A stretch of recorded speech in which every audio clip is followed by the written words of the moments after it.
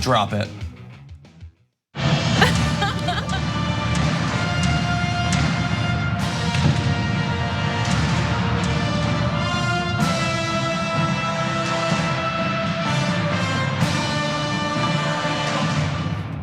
Welcome to the Friday edition of the Young Turks, the big power panel. Power panel in the first hour, power panel in the second hour. I'll be leading the first. Brett Ehrlich will be joining us in the second. But in this first hour, while Cenk and Anna are out of town, we have obviously an awesome panel here. Brooke Thomas is my Monday co-host on the Monday editions of the Damage Report. Best day of the week, I said it, JR. It's easily the best day. Everybody loves Monday more than any other day. Monday news especially. Michael Shore here as well. And Maytha, I think this might be the first time we're doing We are, the first hour and together. I just had oral surgeries, so please don't judge me based on my pain level to respond. I will try not to. I'll inevitably do some judgments, but I'll try to make them subtle. Anyway, we've got a gigantic show for you, first hour and second hour. In the first, we're gonna be starting off with the first bill that the new Democratic majority in the House is going to be pushing. It's a big one, it's a complex one. We're gonna be trying to break down some of the more important components to it. A little bit later on, what did Matthew Whitaker know and when did he know it about the fraud for a company that he worked for, what was going on? A little bit later on, income inequality and life expectancy in the US. We've got the stats for you. And we're gonna be closing out the show. Mark Lamont Hill recently let go from his position at CNN after giving a speech at the UN. We're gonna be breaking down all of that too. Before we get to that though, I wanna give you an update on the Amplify program that we've started here at TYT, our new campaign. It has been going amazingly. This is a program where you can give the gift of TYT membership to either journalism students, members of the media, celebrities who are politically active, activists, and politicians as well. And in the week or so that's gone by, we've sold packages for Alexandria Ocasio-Cortez and her team, Senator Bernie Sanders, and yesterday the Situation Room with Wolf Blitzer. So this is something where they and their teams, family members get TYT memberships to try to amplify our message and then have it go out through their avenues as well. We have some new names up at tyt.com/amplify right now. You can buy membership for Meet the Press, The Late Show with Stephen Colbert, and others. And those are new options for you as well. Chuck Todd in action photo. Exactly. And I want to thank Tom Wirtz actually, who I believe it was late yesterday. Tom Wirtz of Charleston, West Virginia, bought a 50 membership package for the Situation Room and their team. That's awesome. And hopefully they will make good use of it. And so we'll be giving you more updates on people who've done it, not necessarily for those packages, but for journalism students as well. Those are coming up in this field. Very important that they get access to diverse sorts of news. And by the way, we're gonna show you, I think in the second block, we had some of you submit designs for a shirt exclusive to people who participate in this Amplify program. There is a winner, we'll show it to you in the next block. Before we get to that though, why don't we turn to some news? Okay. Are you gonna do the power panel drop it thing again? Or is that... I would really prefer not to. Well, you did such a good I job. will assure you of this. Such a good job. I have never sat down on a Friday show and been like, hey everybody, I'm gonna drop it, be ready. It's always, hey, you gonna drop it? I guess. It's Cenk's thing. It's just you Cenk's shouldn't have thing. to do That's it. what it is. Yeah. Okay. House Democrats have revealed what the first bill they're going to be using the new Democratic majority in the House to push for. It is a multifaceted anti-corruption proposal with a number of different components that we're going to break down here. I want to start off with one of the ones that I find most interesting, and this is under the area of campaign finance reform. They want to set up a system where the federal government would provide a voluntary 6-to-1 match for candidates for president and Congress, which means that for every dollar a candidate raises in those races from small dollar donations from individuals, the federal government would match it 6 times over, making it significantly more plausible that someone who is not being supported by gigantic donors, giant corporations, could compete in some of these races. What do you guys think about that part? Drop it. I know, it's like once.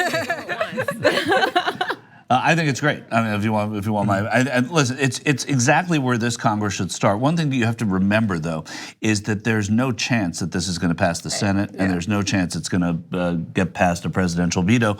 One of the things included is that it requires presidents to divulge their taxes, right? So of course it's not going to get by the presidential veto now.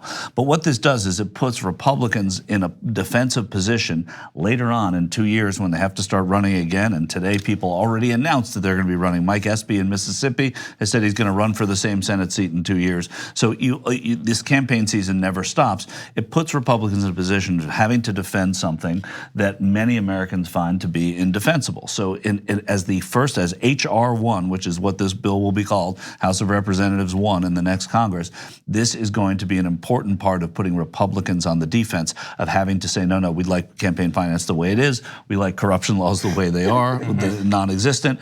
And we also want to make sure that we don't have to abide by these rules like tax return divulgence. And some of these are being pushed by senators, but one of them is to have no dark money so that you know where all PAC money is coming from. Those things aren't going to fly, but it's going to make it easier for Democrats to control a narrative, which they haven't been able to do for a while. Yeah, and like you were saying, I think that what it does do is it capitalizes on an issue that is popular with the majority of Americans. Campaign finance reform is something that most Americans are for, and there's a spectrum around how much people are willing to push towards, and this package, as you said, is likely not going to get through, and it might be broken up into individual parts like the 6-to-1 public financing.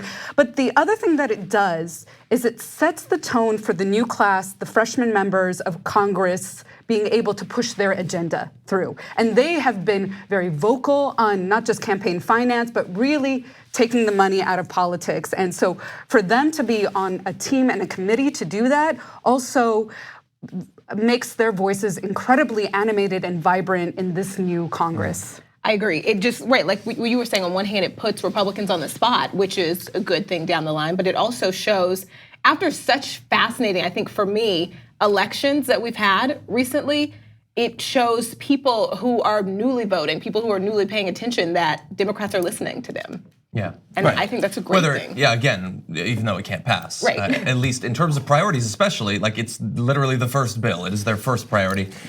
So look, I want to play you a little bit of a video. Nancy Pelosi with a number of the members of the House that are going to be pushing this bill once it's finally revealed in all its detail. They're well aware of the way this is going to play out politically, but they also know the long-term politics of it too, as you'll see in this clip. How should we look at what y'all are doing here? Is this symbolic in that Democrats will do it, or is this the kind of thing where you actually think you can get Republicans in the Senate and the President of the United States on board with this kind of effort? Our best friend in this debate is the public. You've heard me say over and over, many of you, President Lincoln said, public sentiment is everything. Paraphrasing him, with it you can accomplish almost anything, without it practically nothing. And as the public observes this HR 1 agenda going forward, we believe that it will have great support, and that message won't be lost on the Senate. Quick aside, nice to see Representative-elect Omar right there. All of those influencing this bill were as well. representatives elect. Yes. Yeah. So that was So the incoming freshman class. You're right. And this will be the last time they have any influence for a while. I mean, well, yeah, they are new. They're new, and they're going to realize that when you're new in Congress, you don't have the same kind of influence. But they certainly have had some influence here in this. We will see. We will see. I wonder. I mean, I for a don't while. necessarily know. For a while. I mean, they're going to be low men and women on the committee totem poles. It's going to listen. They're going to have more influence because there are more of them, right? When you have 40 incoming members, that's that's a fifth or fourth. Somebody do math. A sixth of the entire delegation, the caucus. That's a lot, and that's more than it usually is. So they're going to have more influence, but they're also going to have less influence than they've had as campaigners, as centerpieces of this new Democratic majority. So they know that, and it's going to balance out, and they will get it probably more quickly than others have.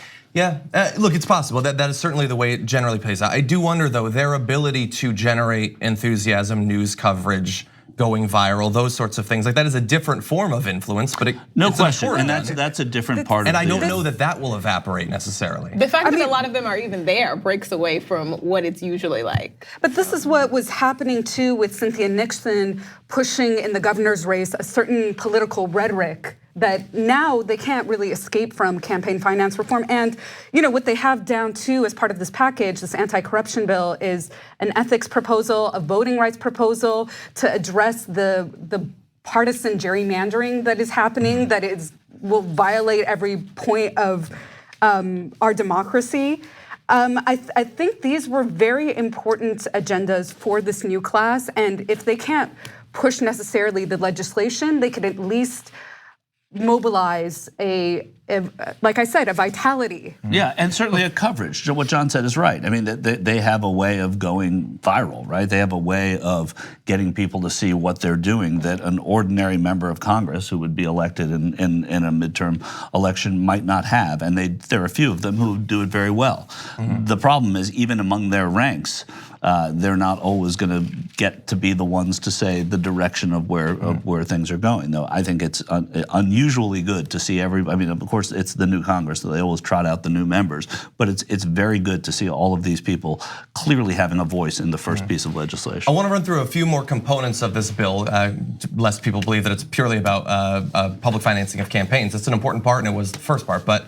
Also passing the Disclose Act, which would require super PACs and dark money political organizations to make their donors public. That seems disclosure is always one of the easiest parts of this to pass, and generally people are incredibly supportive of it.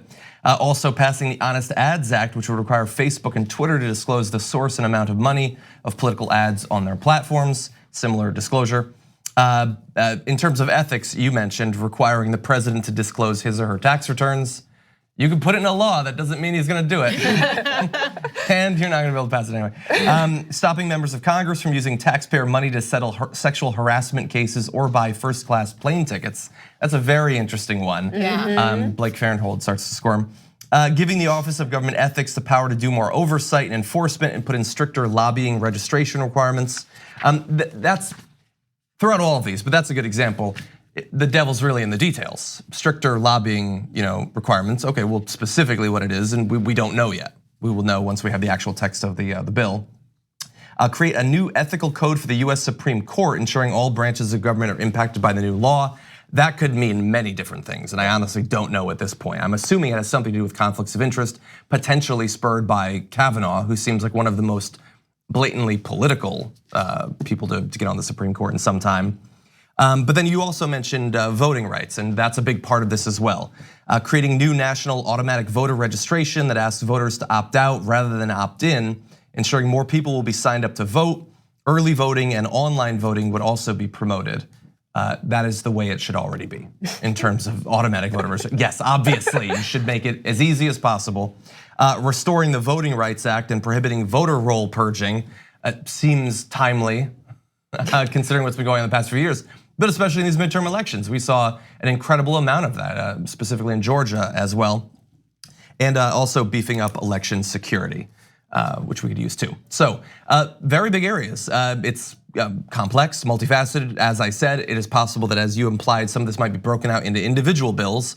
I find it difficult to imagine that many of the Democrats in the House will be against this. So it seems like it'll be pretty easy to pass most components of this, at least in the House. Yeah, I mean, and what Nancy Pelosi does is keep her caucus, and we've talked about this, John, airtight, right? I mean, she gets very few people leaving, and that's part of her success, especially in these last 2 years. Not when she was Speaker, but these last 2 years since Trump has been president. And this seems like one of the bills where she's going to be able to do that because there's something in here for everyone. A lot of them were drawn up with the assistance of senators too. So you saw Sheldon Whitehouse and Amy Klobuchar's names in there, making you think, oh, well, maybe the Senate can pass it. The Senate can't pass it. There's no way the Senate can pass this. But again, online voting, I'm a dissenter on that. I think that was a typo in the article at first because there was a correction. They meant online voter registration, so they came back and redid. Oh, okay, good. I caught that too. Yeah, that whole section is about registration, actually. Yeah, it is. So they lost me the on first that, too. version They of it didn't get said my vote online on voting, that and they one. came back and corrected that. Okay, yeah. good. Yeah, I could be. I mean, you can mail in your vote. Why not email in your vote? Well, because there are don't too have a many problem things that with it. happen when you can also follow your mailed-in vote. You can't always. I mean, there are too many things. I don't know. I'm skeptical of online. I know. Well, we're a long way We're not off there from yet. that. We're not Yeah. there. We Anyway. can't. I mean, without a paper ballot, we're screwed. When you can vote in person on a machine, that didn't work out. So why would it work out if you can do it at home on a machine? Well, because you wouldn't stand in line for 8 hours. That's why. Right, well, I mean, of course, we don't want you standing in line, and that's great. But if you're doing it very quickly, and that vote is going to be compromised because it's online, and people can't monitor that, then I'd rather wait in line and vote. You know what I'm saying? That there's something better than People than that. can't though. That's the thing. Unless they start, it's all bad because No, of course the half problems people are all getting bad, but out I of think you line get because- you get new problems. Basically, by having neither of them are online clean. voting. Neither of them are Yeah. clean. What about Instagram story in your vote? Then I wouldn't Doesn't be. work. There we go. Could I opt out? I think you have actually. I have opted out. Yeah. Okay, so I do have a question for you guys. Look, they can't actually pass. I mean, they can pass it, but they can't make it law. They can't really dictate the agenda. They can dictate, hopefully, the conversation, and it looks like they're going to start doing that from day one, while also stopping Donald Trump from accomplishing most of the horrendous things that he'd like to do.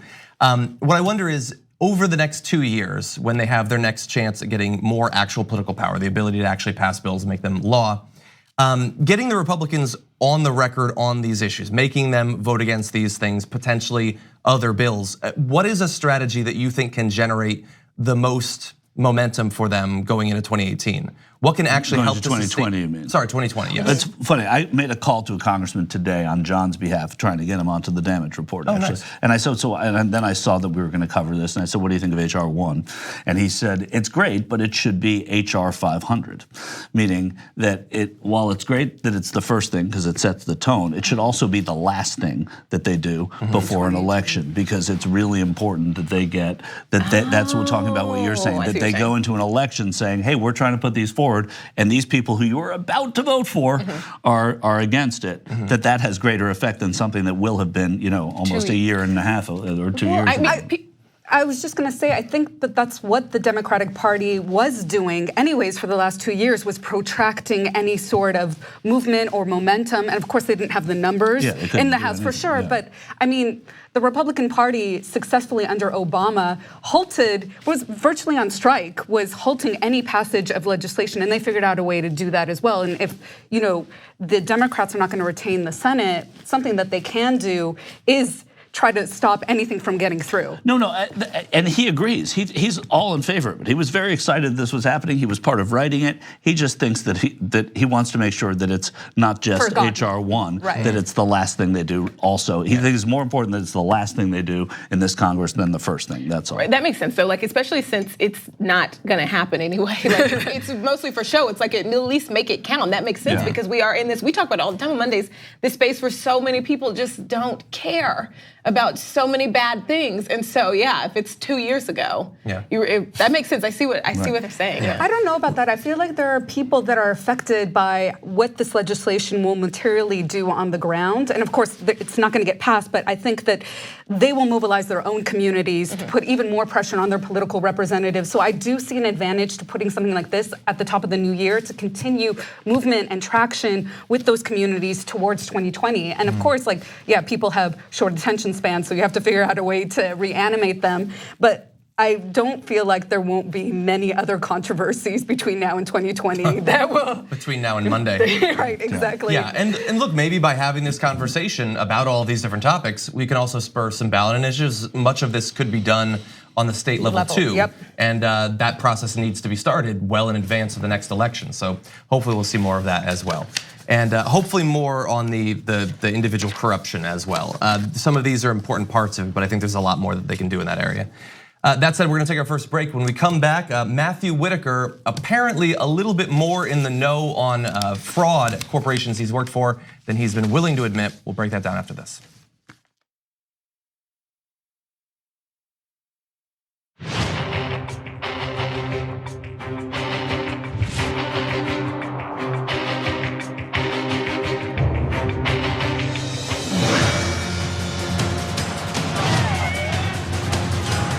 Koch brothers are the poster boys for the 1%.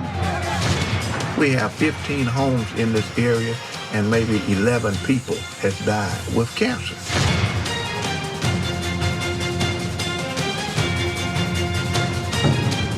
What they're actually trying to do is dismantle the whole public school system.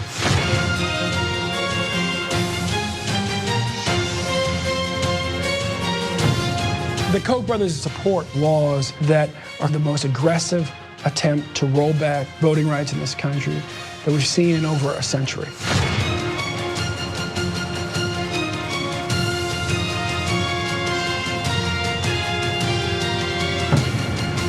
You buy yourself a Congress that has single-handedly tried to eviscerate environmental regulation across the board.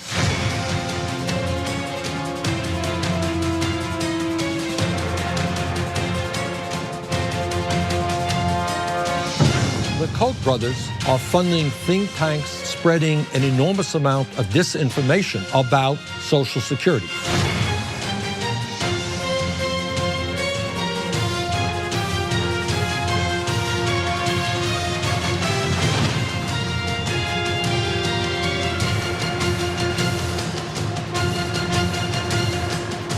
Once we expose Koch brothers, that unlocks the door. We need to pay attention to what the Koch brothers are doing. It's bad enough we need to care about in terms of what they're doing to our planet. We should have. We're not going to be fooled anymore. This isn't Anderson Cooper. If you say some BS, I'm not simply gonna let it slide and then move on to the next thing. This is what the establishment does not understand about politics. You can change the conversation. This is my place in that broader revolution. We first have to fight to prove that we are human. We then have to fight for our freedom. Then we fight for our equality. And now we are fighting for our survival because your militarized police force thinks it's okay to shoot us at any point in time. Look at what's happening in society today, and it's hard not to think about what was going on in the 50s and 60s. We're all out here. Just everybody that cares about where this country's going, we're out here. We are going to win this fight. We are going to transform this country. Whoever wins this primary wins the seat. We just took down one of the top establishment Democrats in the country. Alexandria Ocasio-Cortez has defeated Joe Crowley. Down goes Crowley! Down goes Crowley! This is the beginning. What do we got? We got USA in the house.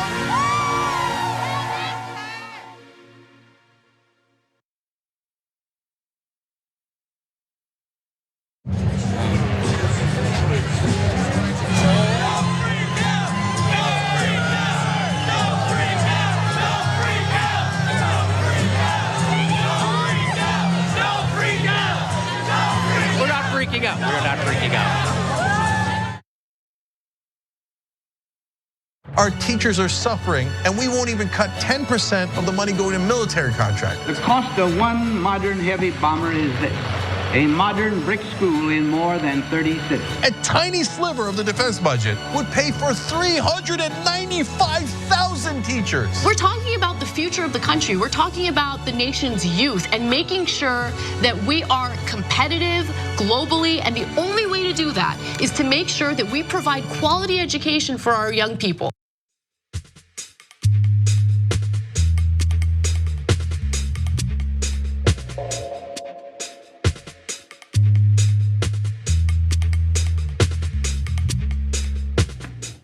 Welcome back to the show, everyone. First hour of the Young Turks. I want to read some of your comments. I saw Gabby Marita said, I can't wait for Fox News to put up clean campaign finance reform on their list of supposed bad things House Democrats are pushing for. I'm sure they'll find a way to justify their mental gymnastics to label it a bad thing though, but it doesn't make it any less hilarious. Yeah, that is true. Let's see, Shai Coltrane says campaign finance reform would be pointless if Citizens United is in the books. I don't necessarily agree with that. I mean, it makes it harder to do certain types of campaign finance reform, but you could still set up a system of public campaign finance, even with things like that currently. Like we need a more all-encompassing solution, but just because there's Citizens United doesn't mean that you can't do anything possible. Right, and it would also catalyze probably another challenge to the law that would go to the Supreme Court. Yeah. Right, but then what does this Supreme Court do about it anyway? So, that's the issue. And LP3 agreed with the general consensus here. Online voting is a really, really bad idea. Votes could be easily hacked. Paper ballots are the way to go to prevent fraud. Yes, I think that at some point there probably will be online voting, but if they can't get the machines right now, I don't necessarily trust them. Right. When there's no, like it's all through the network. That seems a little bit dangerous theoretically.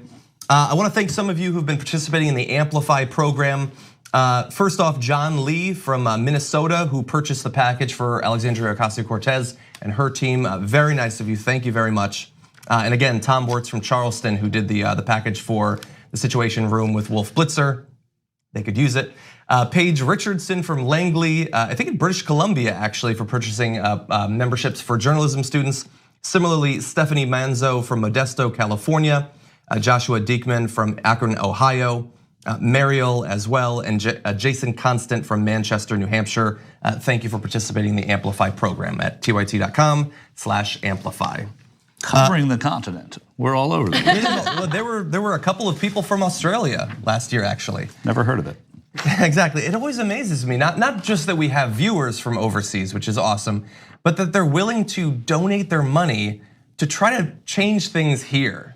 That just seems amazing to me. It's real bad here, okay? It's real bad, we can use the help, yeah. And we make things real bad for the rest of the world when things are real bad here too. It might be like an ounce of prevention thing, rather than spending it domestically. They're like, we can't bleed your military budget, so let's enhance your good media budget. So one other thing, coming up on this Monday, Bernie Sanders is going to have another one of his town halls. This one incredibly important and very timely, considering the conversation we're having nationally about a Green New Deal and the multiple climate change reports from both the UN and from the US government recently. So on December 3rd, Bernie Sanders is going to lead a town hall on climate change. We are going to be one of the media outlets who are live streaming that town hall. You can watch that 4 p.m. to 5:30 p.m. Pacific time. Following that, there is going to be a TYT panel here in our LA studio, and then a members only longer TYT panel on climate change from 5:40 to 6:30 p.m. Pacific time on Monday. That is gonna be Cenk, myself, and Francesca Fiorentini gonna be talking about Bernie's panel, also talking about climate change more generally as well. So a very exciting event coming up with that latter part being for members only. So if you're not a member, there is a lot of time to become a member by going to tyt.com/John. And helping me to catch up and beat Cenk before he gets back. How awesome would that be? You guys know Cenk. How frustrated would he be if he was in third now? So who's in first? Anna's in first by a good bit, but he's catching up on her actually. Right. And I'm in third right now. I could use a little bit of help. Al Gore's got his climate change conference here in Los Angeles on the 4th, so the day after this. He does? Yeah, there's going to be a conference. I did not actually know about that. I need to look into that. You can mention it and go. I would love to do that actually. Okay, let's jump back into the news. Current acting Attorney General Matthew Whitaker apparently knew a lot more about widespread instances of fraud that were going on at one of the companies that he worked for. It was a patent company that was effectively doing nothing for people who were handing over thousands of dollars to develop and market the products that they had invented. Now, this is due to a release of information from the Freedom of Information Act. Documents released by the Federal Trade Commission of the Wall Street Journal show that he had received numerous email exchanges back in 2015 about customer fraud complaints with the chief executive of the company, World Patent Marketing, for which Mr. Whitaker was a paid advisor. Whitaker received more than a dozen emails and calls from people complaining about the company. In most of the cases, he then forwarded those emails and transcribed voicemails to Scott Cooper, that CEO. Now, what's important about this is not that the guy who was the lead law enforcement officer in our entire country was shilling for this like totally fraudulent company that was ripping people off for their inventions. It's that even up until, so far as I know, right now, he has been saying that he didn't know anything about this. He said he was unaware of any fraudulent activity at the company, and he didn't respond to requests for comment today when it was revealed. And what's interesting is that it wasn't like he had a brief period where he worked there, where it was like he got these things and that sort of bothered him, and so he left. He got those emails and he worked for them for nearly 3 years after that, after knowing that this company was a complete sham, a complete fraud. And he's our attorney general right now. Corruption in the Trump administration? You don't say. What's so frustrating about this, though, for me is all logic says, of course, he knew about this. But like at this point, this is just where we are. We needed emails to be like, of course he knew about this. There's no possible way that he didn't. But it's like, well, I guess now we have proof we needed. It's also the people that he passed over. He passed over Rod Rosenstein for obvious reasons, right? And obvious partisan reasons. And man, I'm not sure that I wouldn't have done the same had I not been Donald Trump thinking what Rod Rosenstein has on me. But if I had the option. But he picked the wrong guy and he passed over the right guy. I mean, you want somebody who's squeaky clean at the top of the Justice Department, right? I mean, isn't that what it's about? And this person is so flawed. Do I think the president knew about this stuff with World Patent? No, I don't think so. But I don't think he cares now that he does know it. You know, and that's what's the most bothersome part of this, right? You know, I don't know that he knew about it, but that's the point, and that's what is fraying at the Justice Department and fraying in our politics now and the administration.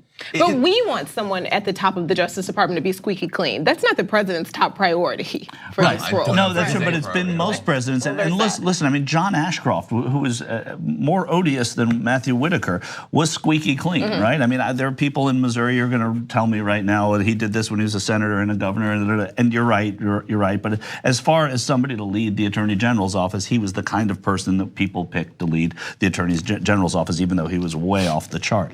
And so I'm not defending him, but I'm saying that holding him up against somebody else who is undesirable, you want the person who is clean with the law. And this, and what Brooke said is right. This president and this administration don't care about that at all. And we've gotten accustomed to that, though.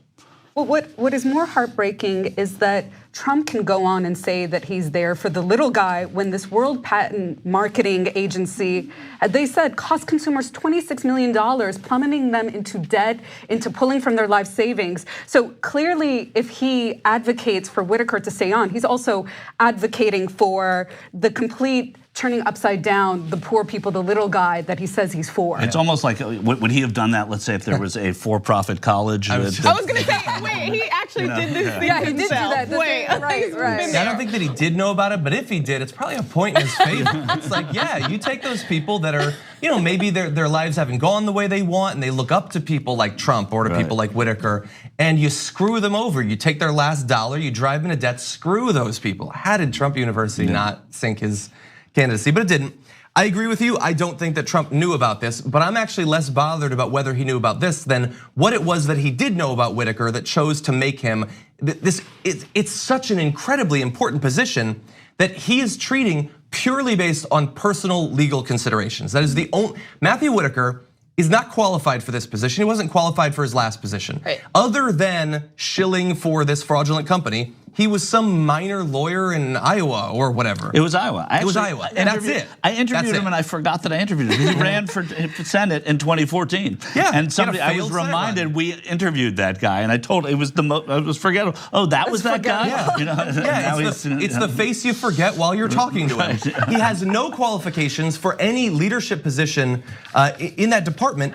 And Donald Trump, he can't obviously come up with a list of qualifications because he doesn't know about them. So what did he know about them? Well, we already know what he knew about Matthew Whitaker. The only thing that a Republican in Trump's position needs to know is that Matthew Whitaker made, I guess, a very wise decision considering the political and media climate that we're in right now. He decided a while back, I'm gonna go on TV and I'm going to say that Donald Trump didn't do anything and shouldn't face any legal consequences. And I'm just gonna say that over and over again. So he gets brought in to be a chief of staff in the Justice Department, eventually leads the Justice Department based purely off of talking about how Donald Trump deserves to be protected by the Justice Department.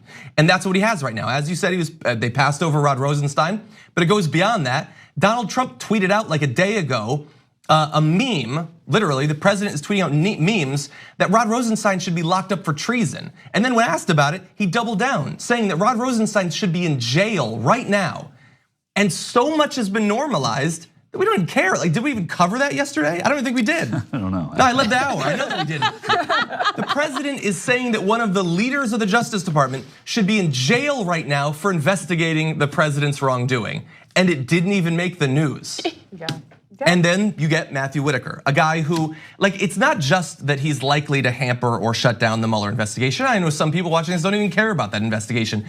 But the head of the Justice Department has a long list of things that they are supposed to be doing. And you should be relatively competent in that position. So every day that he holds that position, many of the functions of that position are not being done. And what damage is that doing in DC and across the country right now? I don't know enough about the position to know, but I know that I probably know more about it than Matthew Whitaker did when he got the position. Yeah, also you should care about the Mueller investigation. I agree, but I'm saying that there are other, other consequences to this as well outside of that in a number of different areas. Okay, yes, let's move on to one more story before the next break. Yesterday, we broke down the sad fact that for another year in a row, the average life expectancy in the US dropped very slightly. That is a trend that has been going on for a couple of years. I read, and apparently you have to go back to the time of World War I to find a comparable 4-year period with as large of a drop in US life expectancy. A time when there were tons of war deaths. Also, there was a pandemic that killed, I think, 675,000 people in the US. So we have now reached that period of history again in terms of health outcomes for people in the US. But what's interesting, and I want to focus today on a different component of this, is that it's not dropping for everybody. In fact, some people in America are doing just fine and their life expectancy is going up year after year. And this is where income inequality plays a very important role in life expectancy in the US. So that's what we're gonna talk about today. Let's go over some of these stats. In 1980, the richest cohort of middle-aged American men could expect to live until about 83 and the poorest to 76. By 2010, the richest American males had gained 6 years in life expectancy, up to 89 on average, while life expectancy for the poorest men had not improved during that entire multi-decade period. And in fact, just in a brief part of that, you got much of the gains. From 2001 to 2014, the richest Americans gained about 5 years of longevity, while the life expectancy for the poor didn't budge at all. And very specifically, this is an amazing statistic. This is my amazing fact of the day. Men who were among the top 1% of income earners lived 15 years longer than men at the bottom 1%. That gap, similarly for women, was 10 years. So just the income, 15 years. That is such a huge chunk of an entire life. Right. That span, how has that increased over time? If my math, which is never good, is right, it's 94 is the expectancy. Is that the expected? I don't know how. When it said it went up from about 4 or 5 years, now. right? But yeah, then I they believe said it's from 20 to quartiles that they're 14. talking about. So we don't have it broken down by percentage points, John but they just have said that one. Quartiles to me. Yes. So I completely forgot what I was talking about. I'm just curious as to where that gap was, that 15 years longer that the richest 1% lives than the bottom whatever percent you said it was, what that spread was like. Well, why don't we bring up, we have a little chart ago. for you. It's gonna be a little bit complex. It's like straight out of one of these papers, but you see a bunch of lines there. These are quarter segments. Hold really fast. Quarter segments by income. So if you're on the orange line, you're in the top quarter of income earners in the US. And from on the left, 2000 to just a couple of years ago on the right, you see that it's slowly creeping up. If you make less money, $83,000 on average, you're on the green line. Less money, 47, you're on the red line. And then below that, the lowest, about 17,000, your poverty line basically, you're living far less. And you're seeing there that it's not just the poor to the rich, it's every step along the way. How long you live, let alone the quality of the life you live, is being influenced by income inequality. And for a lot of different reasons, some of them fairly obvious, access to health insurance and things like that, but it's also, there's things about diet and smoking and everything. And we know the additional pressures that when you're at the bottom rung of that economic ladder, it would be great to eat very well and exercise constantly and all of that, but you can't do that if you're working 4 jobs, if you live in a food desert and don't even have access to the types of foods that let you live to 85 or 90 or 94 years of age. So these are just amazing. In a time when we supposedly have the #1 healthcare system in the world, we have tons of money, we're incredibly rich. Being rich, even in the US context, way better than being poor. Way better than being poor. And not in just the million ways that we normally say, but literally in getting 5, 10, 15 additional years of your life. That is crazy. And they all seem to be going up, but that gap seems to have been there for quite a while, which is what I was trying to say before. And I don't know if I read the chart right, so I'm going to put that disclaimer out there. How has this been addressed? And that, like, they're talking about addressing it now. If the gap has remained constant, even as people live longer, at every strata, they seem to be living longer, marginally at the lower strata and markedly at the top. But what are they saying? What are the people that are talking about this saying, aside from healthcare, which hasn't changed, and so this has remained the same as well? Smoking is way down in America.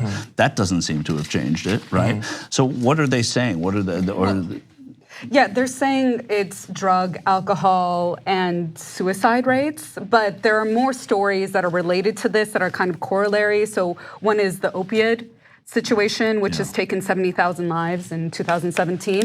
But I think something which was more markedly interesting was the fact that the tax breaks, or the tax cuts, I guess you could say, they're going to have an influence on this. So while millionaires are going to look to make somewhere around like $6,000 through these tax cuts, the poorest who make less than $10,000 are going to have to pay $182 more. So that level, so millionaires are actually making more than the poorest people make in a year as a supplement to the tax cuts. That's crazy. But what that means is that additional stress that you were talking about, and I think the thing in all these articles that isn't addressed is stress-related disease. That's at the heart of all illnesses, is stress. And the fact that you have to worry about the multiple of jobs that you're carrying, feeding your children when there's food deserts, food swamps in your area, your mortgages, your foreclosures, all these other elements that money could be a way of addressing them are not there for you. So your life expectancy is remarkably diminished. Yeah, some of the other things that are influencing it are social programs like Medicare, Medicaid. Yes. That's very important. I did a report on The Damage Report today, actually, which should be up at youtube.com/The Damage Report, about the progress over the past 3 decades in lowering cancer death rates, which is, it's gone down quite like 26% since 1990, I think. And one of the components of that is that the difference in outcomes for Black and white Americans has been cut basically in half over that period. Black Americans still die at cancer rates about 15% more than whites, but back in 1990 it was 33%. But that's not a thing over the course of your life that's constant. It tends to be that at younger ages, cancer rates for non-whites far higher because they don't tend to have access to prevention and screening and things like that. It's only once you get to the older, like the basically 60, 70, 80 years old, when you have access to Medicare, Medicaid, things like that, especially Medicare, that you tend to see the outcomes being more similar across racial groups. So those programs, like if we didn't have Social Security, Medicare, Medicaid, there would be no comparison whatsoever between these groups. That's helping to mitigate some of it, I think. Yeah. Well, I mean, I also think that something that's not in this report is the prison industrial complex, which the poorest people are the ones who are impacted in it. So much of our money federally and on a state level goes to those systems. And actually in California, the largest mental health institution is within the LA County jail system. That's crazy that people will only have access to mental health care, and not even great mental health care at all, if they go into prison. That sort of thing is the thing that is guaranteed by our systems of healthcare coverage, unfortunately. So I think, I do think that stress is a big part of the story. And for surprisingly, this study comes out of Stanford. That wasn't a point of discussion for them. Well, maybe we can contact them. Okay, with that, we do have to take a break. A couple more stories I want to get to with what remains of the first hour. We'll be back in just a few.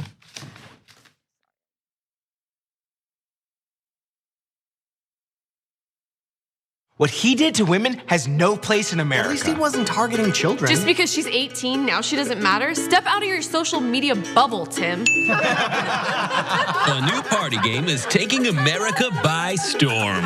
It's called Cards Against Womanity. One player reads the prompt. The pedophile who got off easiest is blank. The others fill in the blank. Roman Polanski. Woody Allen. R. Kelly. Then yell at your friends till the buzzer sounds. Polanski still makes movies every few years in Europe. Woody Allen still makes movies every single year in America. R. Kelly peed on a child, and he just released a Christmas album. The fun never ends. The worst perv of all the pervs is blank. The biggest hypocrite wearing a Time's Up pin is blank. James Franco. The perv who's been treated most unfairly is blank. Aziz? Believe women, Tim. Play as individuals. When Ben Affleck came forward, you guys drove him away, and that This was is why women don't speak out, because of people like you. You don't your mind. There's no way you can ignore the intersection. We're trying to be allies here. Stop The fun goes on and on. Cards Against Womanity. Who won? Nobody. Don't forget to check back for daily expansion packs. Dan Harmon? I liked him. But that's not all. Order today and we'll throw in Guess Who? Sexual Misconduct Edition. Does your perv prey on children? No. Did he grope someone and have a dynamite recipe for flatbread? I don't know who this guy is. Does he have a terrifying button in his office? Yes. Is it Donnie? Yes.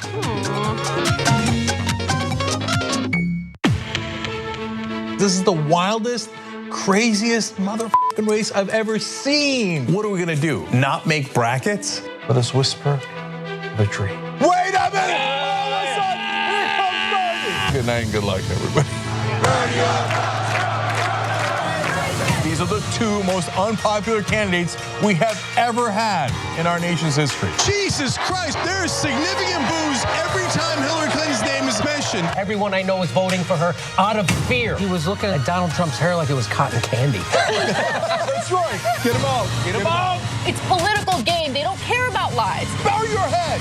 This is what we mean by the establishment press. Do you trust the establishment media? Yeah, no. We have a good time on this show. What else are you gonna watch? I just shot a clip. It's time sensitive and it needs to be edited right now. Did anybody call for an editor?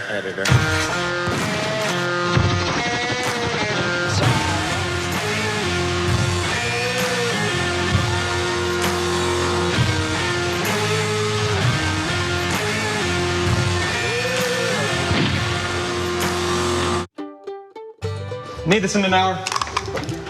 But you're an editor too. Fuck you. They did 100 squats a day for 30 days straight. I was like, how hard can that be? That doesn't sound very hard. So I'm gonna try to do this for 30 days and see if there's any difference in my physique. 3 weeks later. Steve, how is your exercise regimen coming along with your squats? I did 100, 0, 0, 0, 0, 0, 0, 0, 0, 0. You're pacing yourself. Yeah. Right.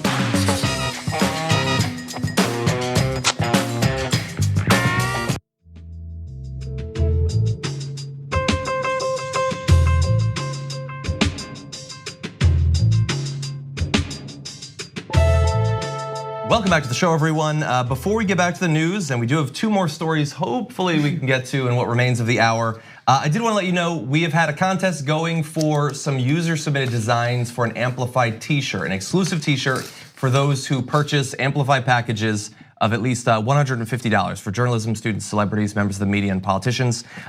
There is now a winner, so if we could bring it up.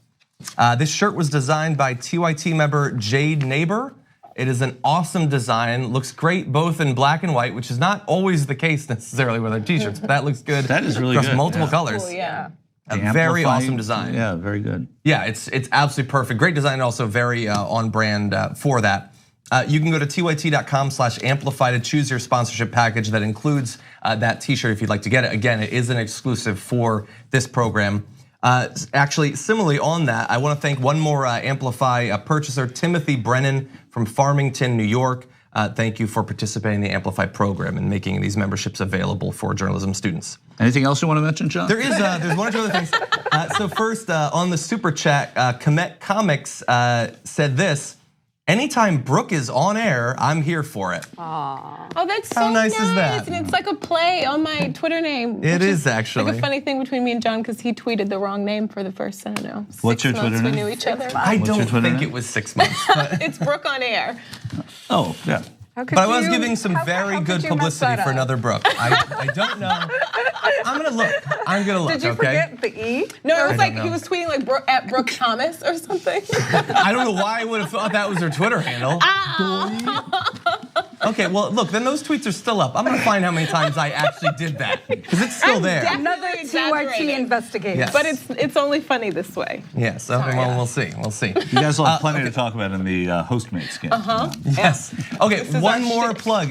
We do have Rebel HQ coming after the main show today, and it's a great interview. If you're watching live, stay tuned after the second hour is over. It's a special Friday edition of Rebel HQ. This is at 8:05 Eastern, 5:05 Pacific. Cenk interviewed Congressman Ro Khanna about a number of different topics: ending support for the war in Yemen, his Stop Walmart proposal with Bernie, and the drama surrounding progressive leadership races going on in Congress.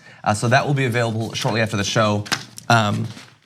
Little plug on the Damage Report. I also spoke with Congressman Khanna about those topics and a few others. So that's also available on our YouTube channel or on the podcast. If you'd So like to watch see. that one, actually. Let's watch that one.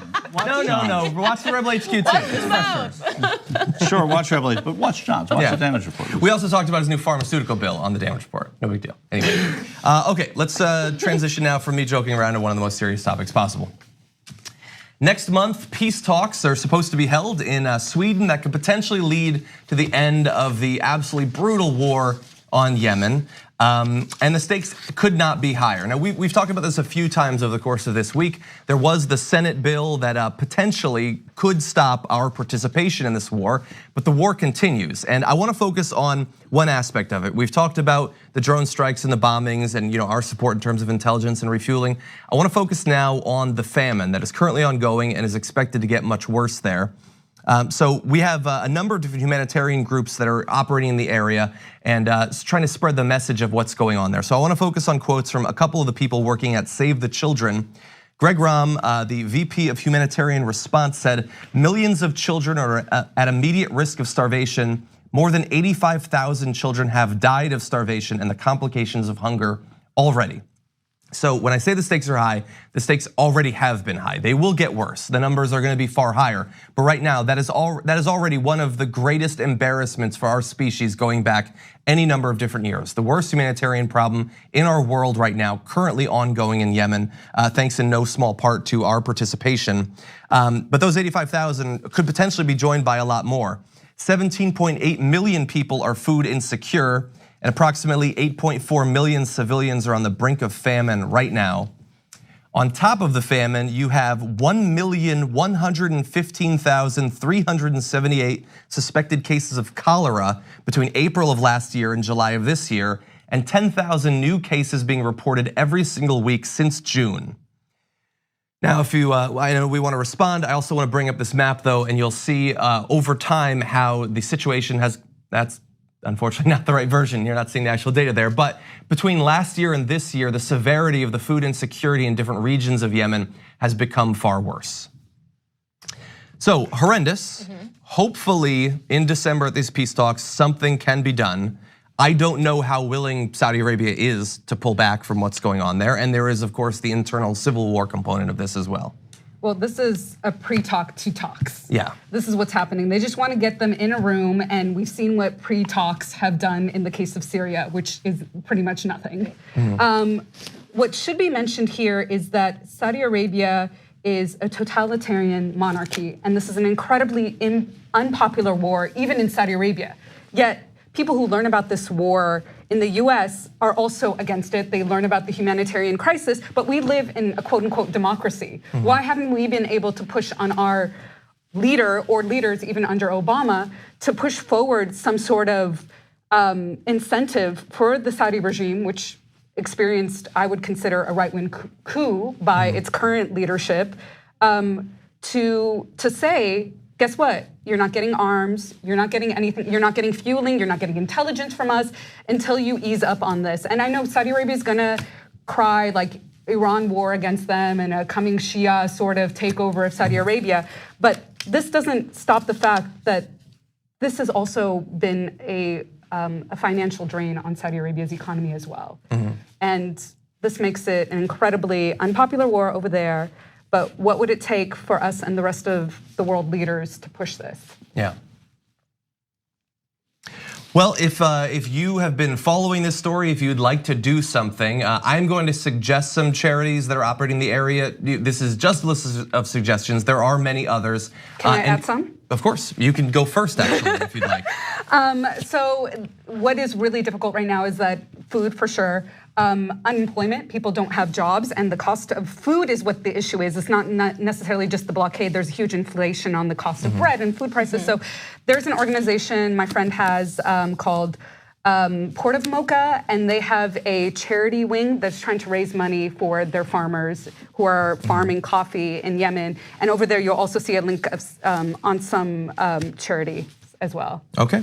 And additionally, there is Save the Children, as we were quoting, UNICEF, the International Rescue Committee, Oxfam America, CARE US, the Norwegian Refugee Council, and the World Food Program as well. All of them needing money for their the World Food Program, they're the ones that seem to be working on what we just heard about, which was the fact that there is food. It's just so damn expensive. So I think the prices of staples have doubled. That's what happens in war. All of this, that people are dying, and millions of people are dying and living like this. And you see these pictures of these babies, and this is happening right outside of stocked grocery stores, and that reporters go over and are able to eat, fine. It's just these people are living like this, and it's not that food isn't there. It's awful. Yeah, and thankfully, I mean, look, there has not been, I would say, anywhere near proportionate outrage or media coverage of this topic generally, but there have been people in the media who have been talking about it for some time, and there have been politicians pushing for it. And we talked on my program about so Ro Khanna on the House side, but Chris Murphy, Bernie Sanders, and recently Mike Lee on the bill on the Senate side as well. So there Senator Chris Murphy has been on it from before for 3 years, such a long time. Also, I-24 News, you should watch it because we lead with Yemen, not every night, but almost every night. So it's worth looking at. As we said, biggest humanitarian problem in the world. Hopefully, people talk about it more, even though. And again, so one of the things is, it's weird in media that the more important topics don't necessarily It's not just that people don't talk about it; it's when you do talk about them. But people unfortunately don't care. So like we on the Damage Report, we talk about Yemen constantly. Those videos never do well. But we're gonna keep doing it because it's important. Things that are foreign, American audiences don't watch. I know There's a US centrism that is at the core of media consumption in the US, and I don't know what to do either because people don't care about Yemen, but they also don't care about Iraq and the fact that there are people that are experiencing more cases of health issues than after Nagasaki and Hiroshima. And so we're not talking about that. That's crazy. And doesn't surprise me that we don't want to talk about Yemen either. Yeah, none of this is surprising. These people are brown. We have a thing against that here. Yeah, we do. Well, we have a thing against brown and people outside of the US in general. Wait, I don't know if we have that strong of a thing against Londonites and people in Australia. Well, we care about the royal family. We care about the royal family. Don't get me wrong. If it's pop culture, we care. Okay, why don't we turn to our last topic of the hour? CNN has cut their ties with contributor Mark Lamont Hill following a speech he made on Israel and Palestine at the UN. We want to play you just a couple of short segments of that speech. Here is the first. I am profoundly interested in the plight of the Palestinian people, as well as the broader ethical, moral, and political implications of their struggle for freedom and justice, as well as equality. The Great Catastrophe in May 1948, they resulted in the expulsion, murder, and to date, permanent dislocation of more than 1 million Palestinians. For every minute that the global community has articulated a clear and lucid framework for human rights, the Palestinian people have been deprived of the most fundamental of them. While the Universal Declaration for Human Rights says that all people are, quote, born free and equal in dignity and rights, the Israeli nation state continues to restrict freedom and undermine equality for Palestinian citizens of Israel, as well as those in the West Bank and Gaza. At the current moment, there are more than 60 Israeli laws that deny Palestinians access to full citizenship rights, simply because they're not Jewish. From housing to education to family reunification, it is clear that any freedoms naturally endowed to all human beings are actively being stripped away from Palestinians through Israeli statecraft. Now I want to turn to the section of the speech that some of the pushback against Marc Lamont Hill came from, and that is in this section. We have an opportunity to not just offer solidarity in words, but to commit to political action, grassroots action, local action, and international action that will give us what justice requires. And that is a free Palestine from the river to the sea. So Marc Lamont Hill gave that speech to the UN. A CNN spokesperson confirmed that Hill is no longer under contract. The network did not give a reason for that, but the move comes amid objections to Hill's speech by the Anti-Defamation League and other groups. We have a quote from Sharon Nazarian of the ADL saying, "Those calling for from the river to the sea are calling for an end to the state of Israel," adding that the annual event at the UN promotes divisiveness and hate. Now we have a number of tweets that we can get to from Marc Lamont Hill responding to that. We'll hold off on just a second, but I believe that you actually know Marc Lamont Hill. I do know Marc. Okay. I do know Marc pretty well, and I was part of the delegation he talks about in this UN speech that went to Palestine in January 2015, and he subsequently went back multiple times, and this is actually now a part of his academic research. He's at Temple University in the field of anthropology. He's a full professor. And I think it's unfortunate that 20 minutes of that speech got reduced to 6 words at the end, where he ends up clarifying in his later tweets about what he means, which is that he's talking about a one-state solution, and even that the two-state solution, even if you were for that, is significantly hampered by settlements. And so basically he focused in on the unequal laws within Israel and what the settlements have been doing as a barrier to peace. So no one is listening to him if they're only listening to the last 6 words and inferring that he means to destroy all of Israel. And I would ask why, one, that the ADL gets to be the only speaker on this. Even another CNN contributor, Peter Beinart, has written a critique around how the ADL responds to moral crises in the US, but acts very differently in Israel, calling it a moral schizophrenia. And people haven't even listened to the speech. Well, yeah, a 20-minute speech, I would imagine that 99% of the people that will respond to it will not have listened to it. I didn't hear the entire thing even. I've heard much larger portions of it, of course, and I've digested all of his response to it, but that is the way of the internet, unfortunately. Do you want to go? No, you go for it. Basically, I think Marc Lamont Hill should have had been heard on this, rather than dismissed for it. Yeah, right. That's the thing that's seems most distressing, and I don't know if there was a pattern of defying some sort of objectivity that he's been asked to have at CNN that informed their decision to do this. But it certainly, he should have been talked to about this rather than have this done in public, and certainly dismissed for it, because it didn't seem like it was that egregious a thing to say. I don't agree with every single thing he said, but it's not about agreeing. I would never want to agree with everything that anybody says. Yeah. So, but it just seems like he didn't get any kind of a hearing on this, which is unjust. Then you have Alan Dershowitz, who makes his politics very clear, who is still on CNN and is the chief voice for Israel on. Is Dershowitz a paid contributor on CNN? I don't know. I don't know. I don't know either, and that does make a difference. Yeah, it does. You're right. Well, why don't we hear out some of Marc Lamont Hill's response? He had a number of tweets. I'm just going to focus on a couple of them, but you can of course go to him on Twitter to see more. He says, "My reference to river to the sea was not a call to destroy anything or anyone. It was a call for justice, both in Israel and in the West Bank/Gaza. The speech very clearly and specifically said those things. No amount of debate will change what I actually said or what I meant. I support Palestinian freedom. I support Palestinian self-determination. I am deeply critical of Israeli policy and practice. I do not support anti-Semitism, killing Jewish people, or any of the other things attributed to my speech. I spent my life fighting these things." That was reflected in many of his tweets. At no point did I endorse, support, or even mention Hamas. This is dishonest. I was very clear in my comments about desiring freedom, justice, and self-determination for everyone.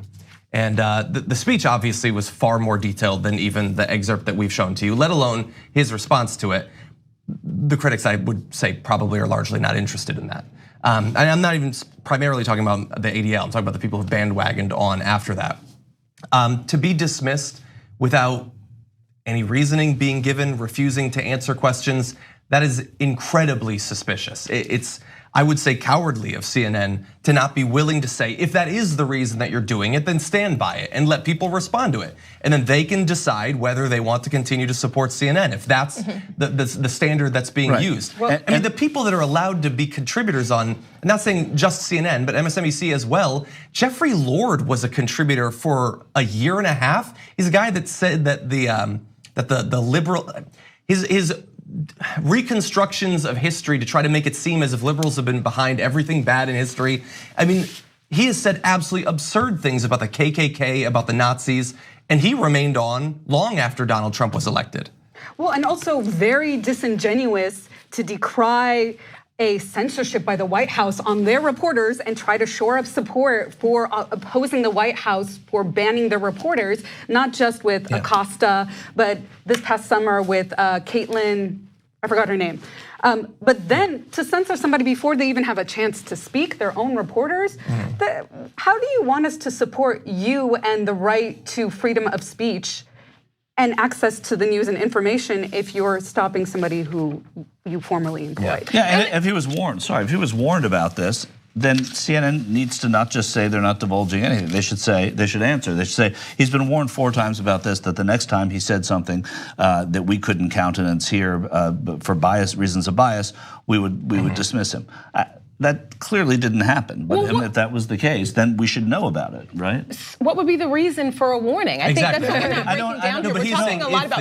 I'm saying if they were. I don't think that he needs to be. But I'm saying if this was the last straw in an internal conversation that they were having at CNN with Mark Lamont Hill and his bosses at CNN, and this was the last straw, which I don't think this is, I'm not saying it is. That's the only explanation I have for him not getting any kind of a hearing on this and not being able to address it and have CNN not address it. No, I hear what you're saying. I'm just saying that we would still be having the same problem, because the issue isn't just that he was fired. It's that what did he say?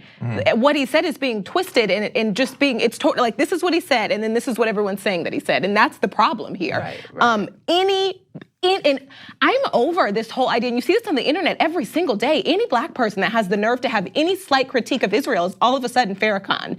And I'm so over that. And his voice on CNN, it's just a strong, powerful, intelligent voice when it comes to a lot of racial issues in America, when we're talking about politics and all other things, and now all of a sudden that's just gone.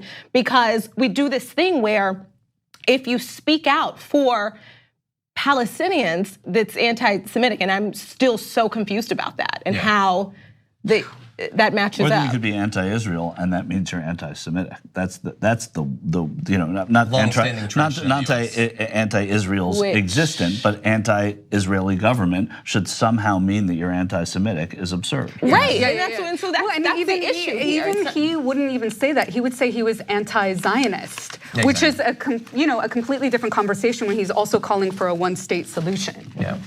And I will say, although far less important than what CNN or the people who are firing contributors for stuff like this think, we hear a lot on Twitter and on the internet about people that supposedly are defenders of free speech, the intellectual dark web and all that BS. Yeah, man, they really care about free speech sometimes for some people, very personal preference for free speech. I hope that I'm wrong. I hope that some of those bozos and clowns have already come out in support of Mark Lamont Hill.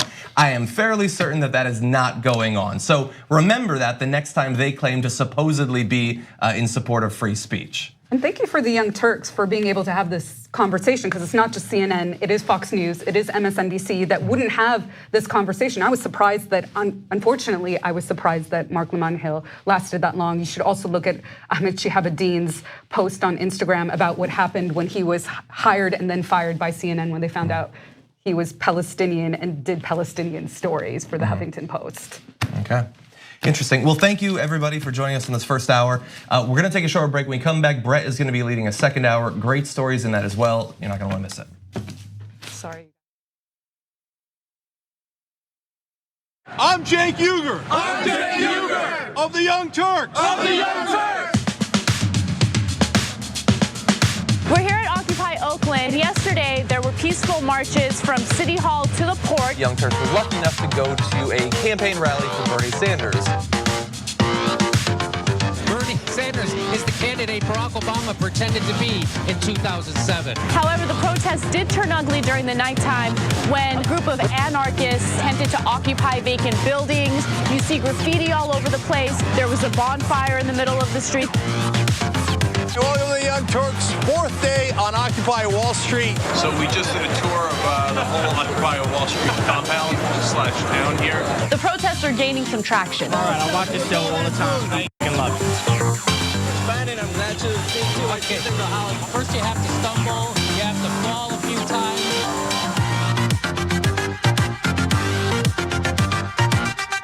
We can make it happen. It's amazing what's happened.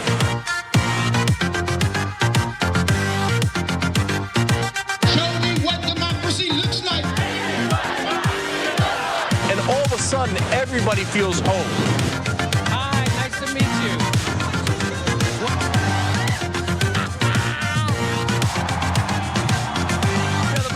There is hope. There is hope. We can fight back. We can fight back. We will fight back. We will fight back. And we will win. And we will win.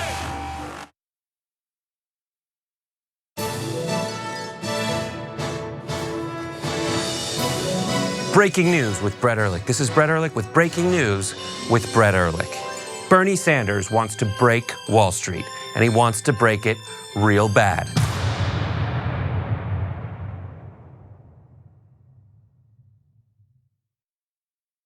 We talk about TYT Army being so strong. Usually they help us run our show.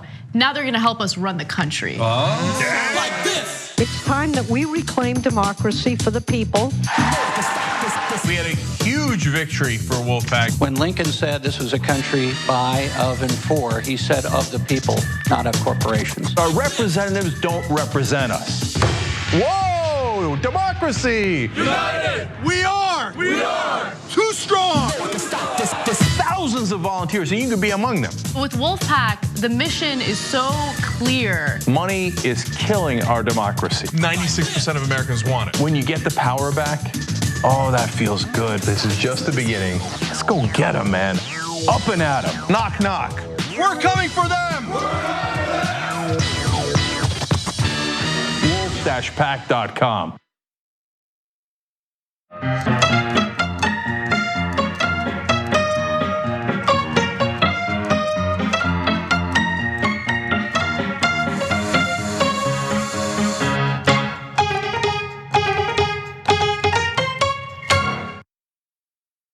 I'm just doing what's right. Yes, go back to that shot. Mexico's going to pay for the wall. It's so good. Very, very big price. I can't finish it because he was so good.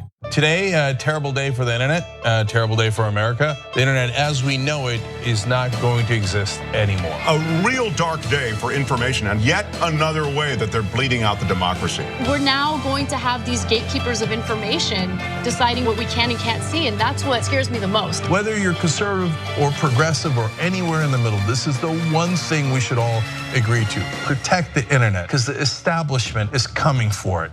Don't let them destroy the internet.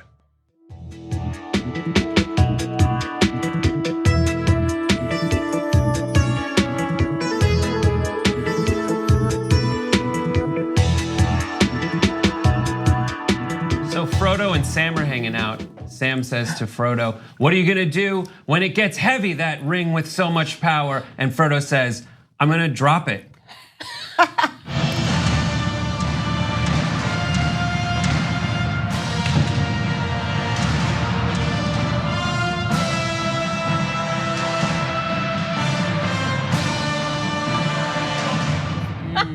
Wait, was that a You know joke? what? That was so corny. That was so corny. I think that was a joke. Well, if anyone's gonna be involved in a long walk, it's gonna be Frodo and Sam. Welcome That's the name of what happens when the choke is way too hard to get through and it doesn't pay off. Hey, welcome to the Friday second hour power panel. He just did that. It's an amazing panel that we've assembled for you. We got Helen Hong, comedian. Hello. Hi. And then we've got Adrian Lawrence, who is a legal analyst. You've seen all of these people before, never assembled this way though, in such a great assemblage. And then also Ida Rodriguez here for you today. Welcome, ladies. I love that you're the minority on the panel. You are indeed. He's the straight white guy minority on the panel, and I'm not mad at it. No. Thank you. But then again, I like this. We're a Benetton. Yeah, we are. We're actually a community college brochure right now. We are. Come to CYTU. Well, as a straight white guy, it is a privilege to be here with you today. Oh, exercising your privilege once again. Speaking of amazing things, Shop TYT has a special offer for you today. You need to go to Shop TYT and submit your Shop TYT order before December 5th. And you will get that order delivered by December 25th, which I'm sure has some significance, but I don't know what that is. US domestic orders only. ShopTYT.com. We've got some great things which you've seen various hosts wear from time to time on this program, and you too can own them yourself. We have a lot to get to in this hour. We're gonna talk about some, at least the wheels of justice are moving in certain situations in terms of police brutality. There is some strange stuff happening in Ukraine, between Ukraine and Russia that we'll get to hopefully. And if there is time, we watch some NRA TV. Oh, please let there be time. It's just amazing. Every time I remember that NRA TV exists, yes. I'm just like, it makes you sad. It's so good. It's so bad, it's so good. Yeah. It's outrageously good. Oh man. all right, let's get into our first story. We don't have a ton of time, let's do it. 4 St. Louis police officers have been indicted in connection with police brutality charges. But it's not exactly the same kind of police brutality that you would think. Here is what the report from St. Louis, from a local St. Louis paper says. Prosecutors allege that officers Dustin Boone, Randy Hayes, and Christopher Myers threw a 22-year police veteran to the ground and kicked and hit him with a police baton September 17th, 2017, amid protests that followed the acquittal of former police officer Jason Stockley on a murder charge for the fatal shooting of Anthony Lamar Smith. Why did they throw a police veteran to the ground? Because he was undercover. So they roughed up a police undercover officer, and it even gets weirder. Another additional police officer, Officer Bailey Coletta, was also indicted for lying to a grand jury. So first off, this is a situation where the police, it's blue on blue crime. So, I mean, an amazing situation just on its face. Apparently that blue wall of silence where you're not allowed to snitch on your brothers, apparently it's moot when you're the one getting your ass beat. Yeah. If you're the one that's this was wrong, because he really got hurt. Oh, absolutely. He's in a collarbone still. Yes, he lost cast. 20 pounds because they busted his jaw in a way that he could not eat. He had to get his herniated disc, he had to get surgery. This man has been out of work. And the thing that we have to realize is there are probably a lot of other protesters that were also injured, but we have charges in this case, and it's likely because this man is a veteran officer. And so they're believing his statements, and it shows the ruthlessness of the officers who are, I guess, suspended without pay. And the pre-planning, because apparently these cops had gone in being like, oh, we're gonna mess up some protest. Like they had like text messages that they were planning this all out, and they were like planning to rough up. And the thing that it just hit me now, that why they may be pursuing these charges in particular for this veteran officer is because he's got a workman's comp claim. He got beat up when he's undercover, when he's on the job. So essentially for your insurance carrier to pay for him, they have to do all this investigating and background, and somebody's got to pay. And so it's these officers who broke the law and beat the hell out of him. So unfortunately, that's probably why we're here, why we're having this conversation. It is so crazy. I think, I think that to create empathy, sometimes people have to experience what the people have to experience. And, I'm not one to shy away from what I believe in, but I think when a cop gets his ass whooped, it gives them a little bit of insight on what the community has to deal with on a continuous basis. I think about it. I don't think it's cool for anybody to get beat up. I don't think that anybody should premeditate the beat down of another person. But I do think that that law enforcement needs serious.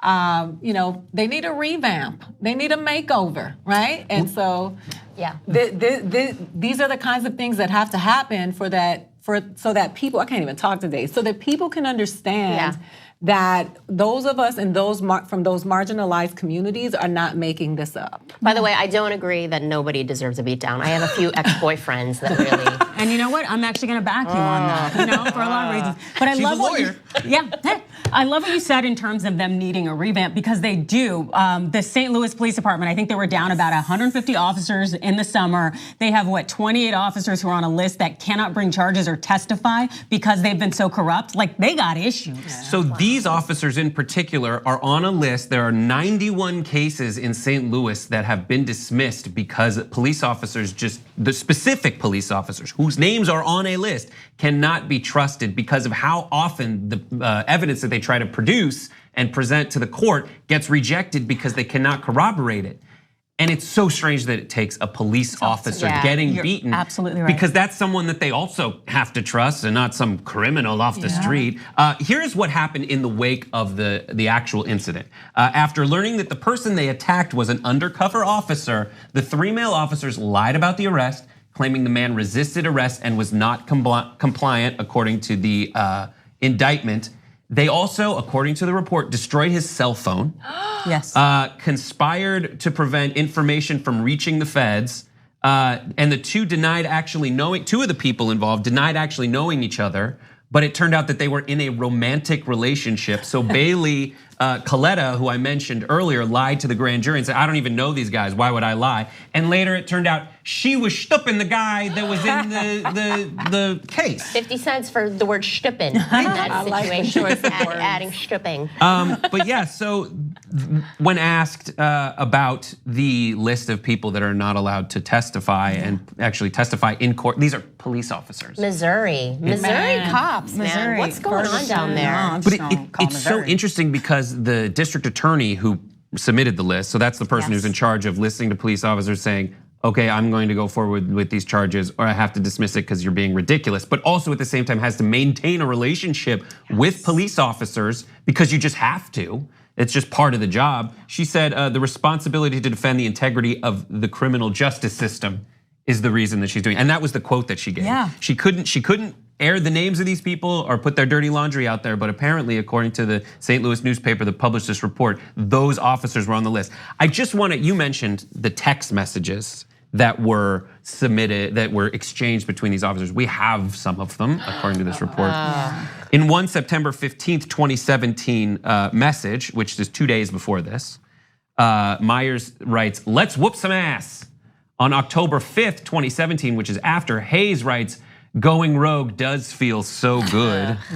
Boone later replies that it's gonna be a lot of fun beating the hell out of these expletives once the sun goes down and nobody can tell us apart. On September 17th, which is the day this happened, so you don't like to see this evidence submitted in court, he wrote that it was a blast beating people that deserved it. My God. Wow. These guys are just dummies to begin with, but it almost shows to the extent to which they feel comfortable lying because they've probably gotten away with it at all times because this is so egregious and blatant. And just by virtue of the fact they're willing to say all this stuff just shows how much they just are used to getting away with it. Yeah, and it's kind of like evidence that because this is a cop, that is why this is coming out. Imagine all the people that they beat that don't have a case or couldn't bring a case or nobody's believing them. You know, if they went in with the intent of beating all these protesters, you know they got to a bunch of them. Oh yeah, and it's only coming out because one of them happened to be an undercover cop. I think as much as, you know, it's bad, I'm glad this is coming out. And I'm glad there was a cop that got his butt beat. The text messages, though, they sound like from High School Musical. Yes. Like going rogue feels so good. It's like, what kind of cornball rogue cops are these that they sat down and exchanged these messages like, well, you know what I mean? Like, we're gonna go beat it. They won't recognize us. They probably have like names going for each other, kind of like, some good, like, I don't know, Marvel, Mad Men kind of thing. To work at Enterprise Rental Car, you have to have a bachelor's degree. Do you understand what I'm saying? But the people who police the streets write text messages that say, it feels real good to go rogue. I'm concerned about this. It just sounds great. It's a gang, and we have to address this. We have to address this. Get on our soapboxes, and people, especially in the last couple of weeks, I see people on social media, I'm so tired of hearing about the race card. The race card is a card that the oppressors use to benefit from the oppressed. If people of color could use a race card and it would benefit us, we'd be using it all the time. So when I listen, you hear about this stuff, I don't hate police. But there is a serious infection in the police and law enforcement, and it needs to be addressed. The infection keeps getting worse. And not just black people and brown people getting beat up, poor people getting beat up. This is the stuff that exposes it to let people know that we're not telling a lie. That's right. So the police the police chief, John Hayden, came out and gave a statement in the wake of this. And it's the same statement that you hear a lot, but see how it rings differently knowing that like this all came to light because it was both sides of the equation were police officers. I'm deeply disappointed in the alleged actions of these individual officers. However, it is in no way reflective of the hard work and dedication exhibited by the men and women of our department who serve the community on a daily basis with integrity and honor. Here's the problem, is it's sure, I'm certain that there are police officers who serve the community with integrity and honor. But in this case, when it is every, I guess, like, trope you could think of from a dirty cop drama dropped in front of you, you really start to doubt who you can trust. Well, you can't trust 90 of them. Yeah. I mean, there's a list of 90 that you can't trust. So we want to know who wasn't on that list. Yeah, there you go. They also used a very controversial method of crowd control called kettling. Someone was actually in kind of a tall building filming out their window, and they were actually able to show the kettling procedure taking place. And we do have video of that. So as you can see, the police officers essentially form lines, and the kettling maneuver is to corral everybody into position. And in that situation, they can't exit. They can't go anywhere. So at the same time they're yelling, you need to disperse, they are preventing anyone from dispersing. Because then you have resisting. Yep, or if you try to get out of their little circle, yep. And it's fine if, it's not fine ever. Literally, there was a 6-year-old article I found today saying that everywhere this is used, it is deemed controversial. But it's very strange that in every situation it's used, stuff like this, the police say, listen, we're just trying to control the crowd. But then you put that next to all these text messages of police saying, we're gonna beat the hell out of some people today.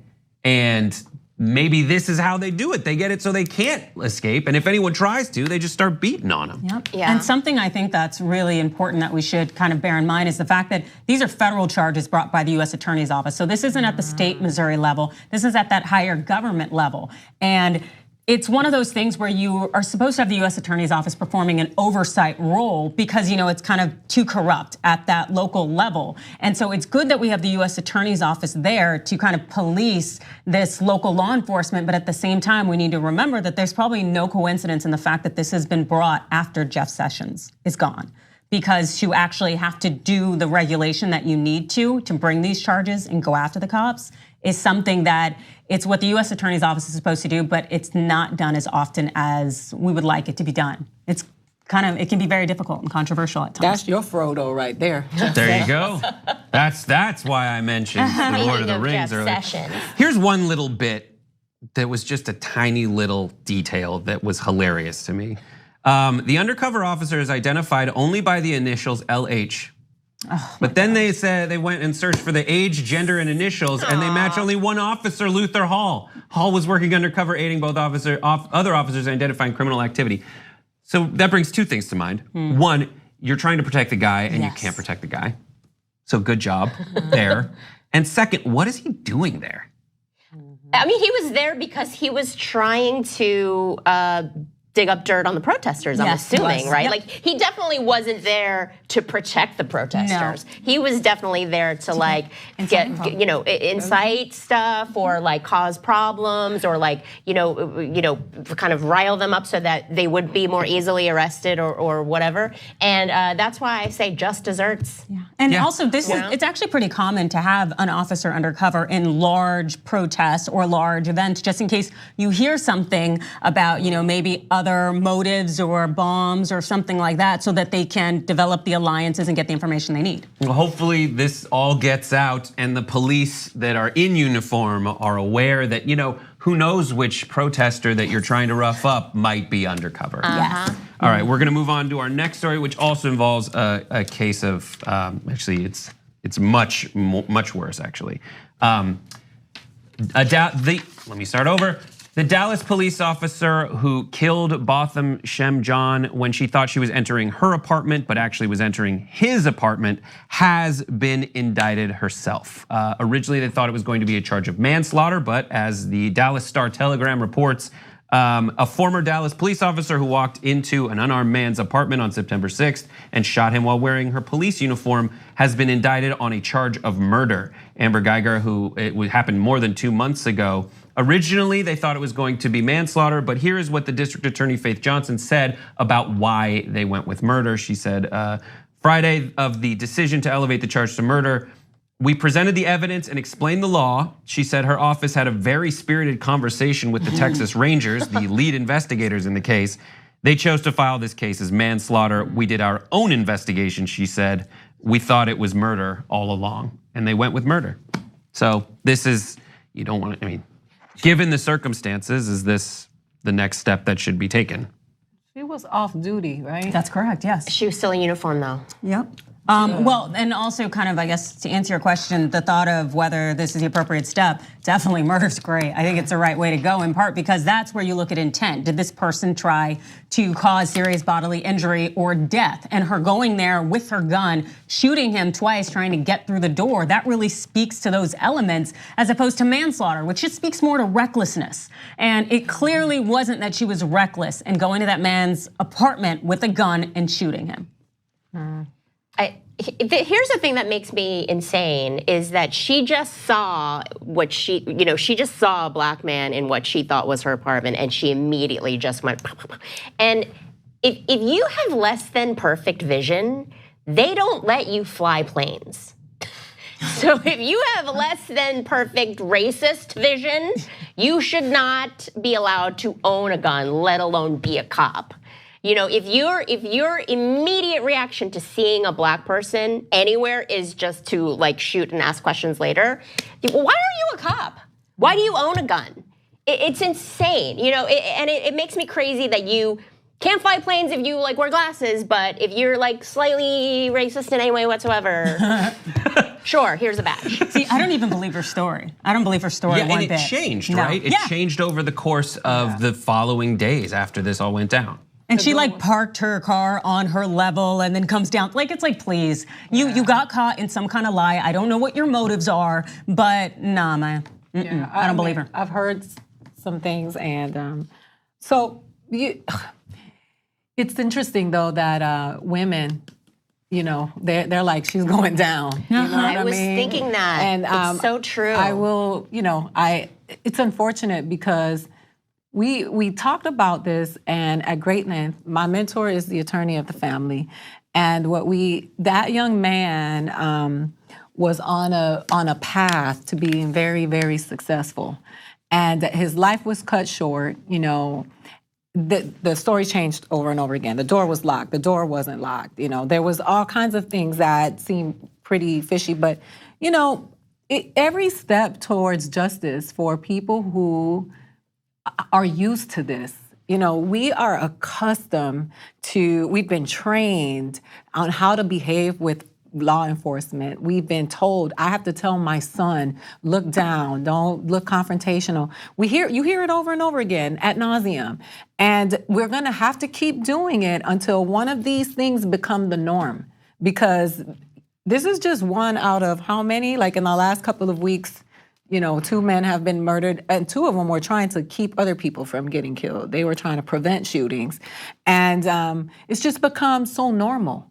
That's what's most disturbing to me. It's just become, I'm from Miami where they had the McDuffie Neville Johnson riots. Like this has been going on for so long. It's part of my upbringing. It's the way my uncles were raised to not challenge the police, look the other way. It's part of who we are now. And that's a very sad statement about society. But going back to your point, I do think the reason why she is being charged with murder is because she is a female officer. Oh, I don't think so. I think it's because she fits the elements of it. And manslaughter, again, it's like just being reckless. But but I feel like male police officers do this. Oh, I agree with you. I agree with you on that. And they don't even get indicted half the time, you know? And if they do get indicted, then it's for lesser charges and then they get acquitted. The fact that she's a female officer, I think, makes her, for whatever, because of sexism. It's easier to believe that she makes a mistake. And you know what? Not to excuse what she did, because that's not what anybody is saying here. But I think it's very interesting that she would take the fall where the man in Ferguson, even George Zimmerman, so we watch it, we expect police officers not to get in trouble. We expect it to just blow over. Laquan McDonald, everybody was like, wow. That really happened, because we're so used to it not happening. I mean, you can tell this was going to go down by virtue of the fact that she got fired. Shortly after her arrest. It's like they were cutting ties with her, in part because when you can't explain in a reasonable way how you ended up in this situation, it became one of those situations where they wanted to just cut her loose. And I do agree with you that because of her gender, it made it more likely that they'll cut her loose. But I think she is being fully prosecuted to the extent of the law because her elements meet that classification for the crime itself. But how crazy that's how high the bar has to be. You have to be in this person's house. That's the bar. Innocent, he's in his boxer shorts. He has no weapon. You're literally broke into his house and you shoot him, and that's that's okay. All right, we'll give you that one. Just we'll like give you that one. The arresting affidavit, it goes, to not really paraphrase it that much, it says, the door was slightly ajar as she tried to use her key, which has an electronic chip. When she opened the door, she saw the interior was almost completely dark. She described seeing a large silhouette and believing there was an intruder, she drew the firearm. And I love it how the neighbors attested, or they had given their statement saying, no, they heard her beating on the door. It's like, please, whatever she's doing, she's lying. And so I honestly, I think that in part, they're in a situation where they don't want more riots, they don't want more any kind of crazier upheaval. And so the fact that the elements meet this classification of the crime, they need to go forward and actually treat her as though she is an individual who committed this offense and pursue charges. And the thing is, it's not that it's not that big of a deal, but for manslaughter, you're looking at a 2-year minimum. For murder, it's a 5-year minimum. So it really doesn't change that much. Of course, 5-year minimum. 5-year minimum for murder in Texas. It can go 5 to 99 years. So she could get a lot higher than manslaughter, which is just 2 to 20 years. So a judge at the sentencing phase goes, it's a 5-year murder. There you go. It's a 5, it's a murder for sure. Jury appears. 5-year murder. But 2 episodes of The Wire that we just watched. 2 bad episodes of The Wire. One of the beatings that we covered today on the show. One of the beatings. One of the police brutality incidents took place at a protest of another police brutality incident. Think about that. We're gonna take a break. When we come back, we're gonna go all the way around the world to Ukraine/Russia. It's contested. We'll be back.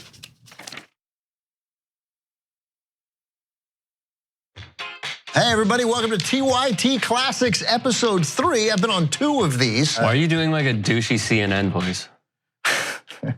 This has been fun. Good night, everybody. All right, see ya. Why do I have a giant smile on my face the whole time? You're enjoying your I'm life. So excited. I'm like, now I'm like, all right, so I really don't give about this. I like to think that I'm a good person, but it's possible I've been a terrible person in the past, and I would like to earnestly go back and see if certain things I have said in the past have aged well. This video where you decided to call your boss a dick on like your 4th day at work.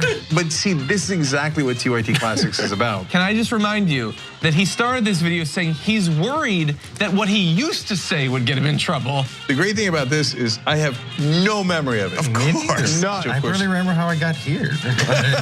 You know what? If I run for office, they'd be like, look how much he's changed. No, he's only gotten old. And as soon as I said intellectual courage, I thought, oh, that's good. And then literally 3 seconds later, you're like, I don't know what you're talking about. But it's a good turn of praise.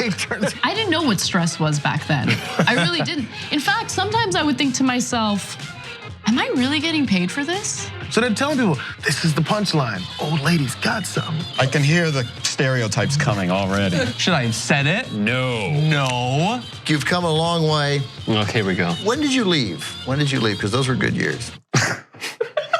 Just saying, you said the title, so you might get Alex Jones and have some things jumping up on your phone. No, I'm not looking at Grandma's butt. I'm not. Pause. All right, we're back. Jesus, oh my God, the kiss I could stand, the sweaty palms. I've never seen a thirstier man in my life. Rick, this was fun. I wish I could say the same. There you go. That's how it's done. Should we end it now? I hope we already did.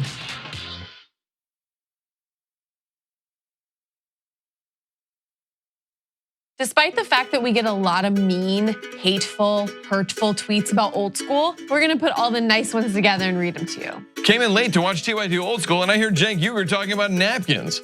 Is this the kind of nonsense Anna Kasparian was talking about? Gotta love membership privileges. Gotta love them. Please have Dave on every 4 episodes or so. Hashtag colorisms, hashtag no cheese. Yay! I love Old School. Watching Ben Mankiewicz and Cenk Uygur on Old School talking is exactly like watching Seinfeld and George. I'm not sure if that's a compliment. I just finished watching season 3 of Narcos and looks like Michael Schur has a huge role in it. Is that really Michael? Couple things about this video. Dave Kohler looks so badass. Loving Emma Vigeland after last night's Old School. Did I mention that was my first Old School? F***ing awesome. I agree. They're pretty awesome. Who's on Old School today? Is there one? At Dave Kohler. I hope it's not Brett Ehrlich. This episode of Old School has killed me. Who knew a conversation about good and bad underwear could be so hilarious and relatable? Hashtag one last ride. Animals are innocent, dude. There's more than a 73% chance this Old School will be really funny. Cenk Uygur has been up since 4 a.m., so he's tired. Hence, everything will seem funnier to him. P.S. Remember, food talk, new words, and no or very little politics. Dave Kohler, enjoyed performance on Old School. Can we please hear about your time as a geologist? One geologist to another, hashtag geology.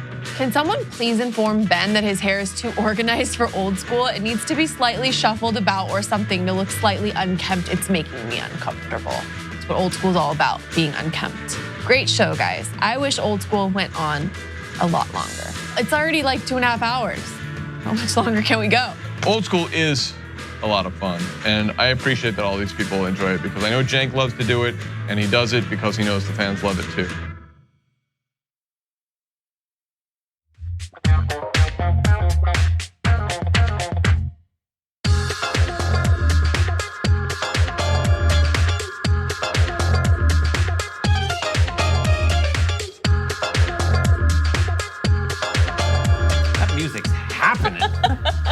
Feel good. Welcome back. I've been talking about it for 2 days. I was like, we got some new soulful, flavorful music. Oh, wow.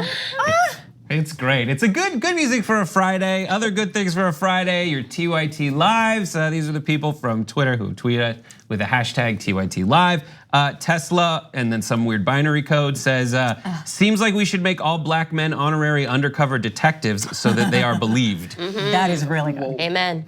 The Real Wombat One says maybe they charged her with murder because that'll be harder to prove and she'll be acquitted, I had thought the same thing. Oh, wow. Yep.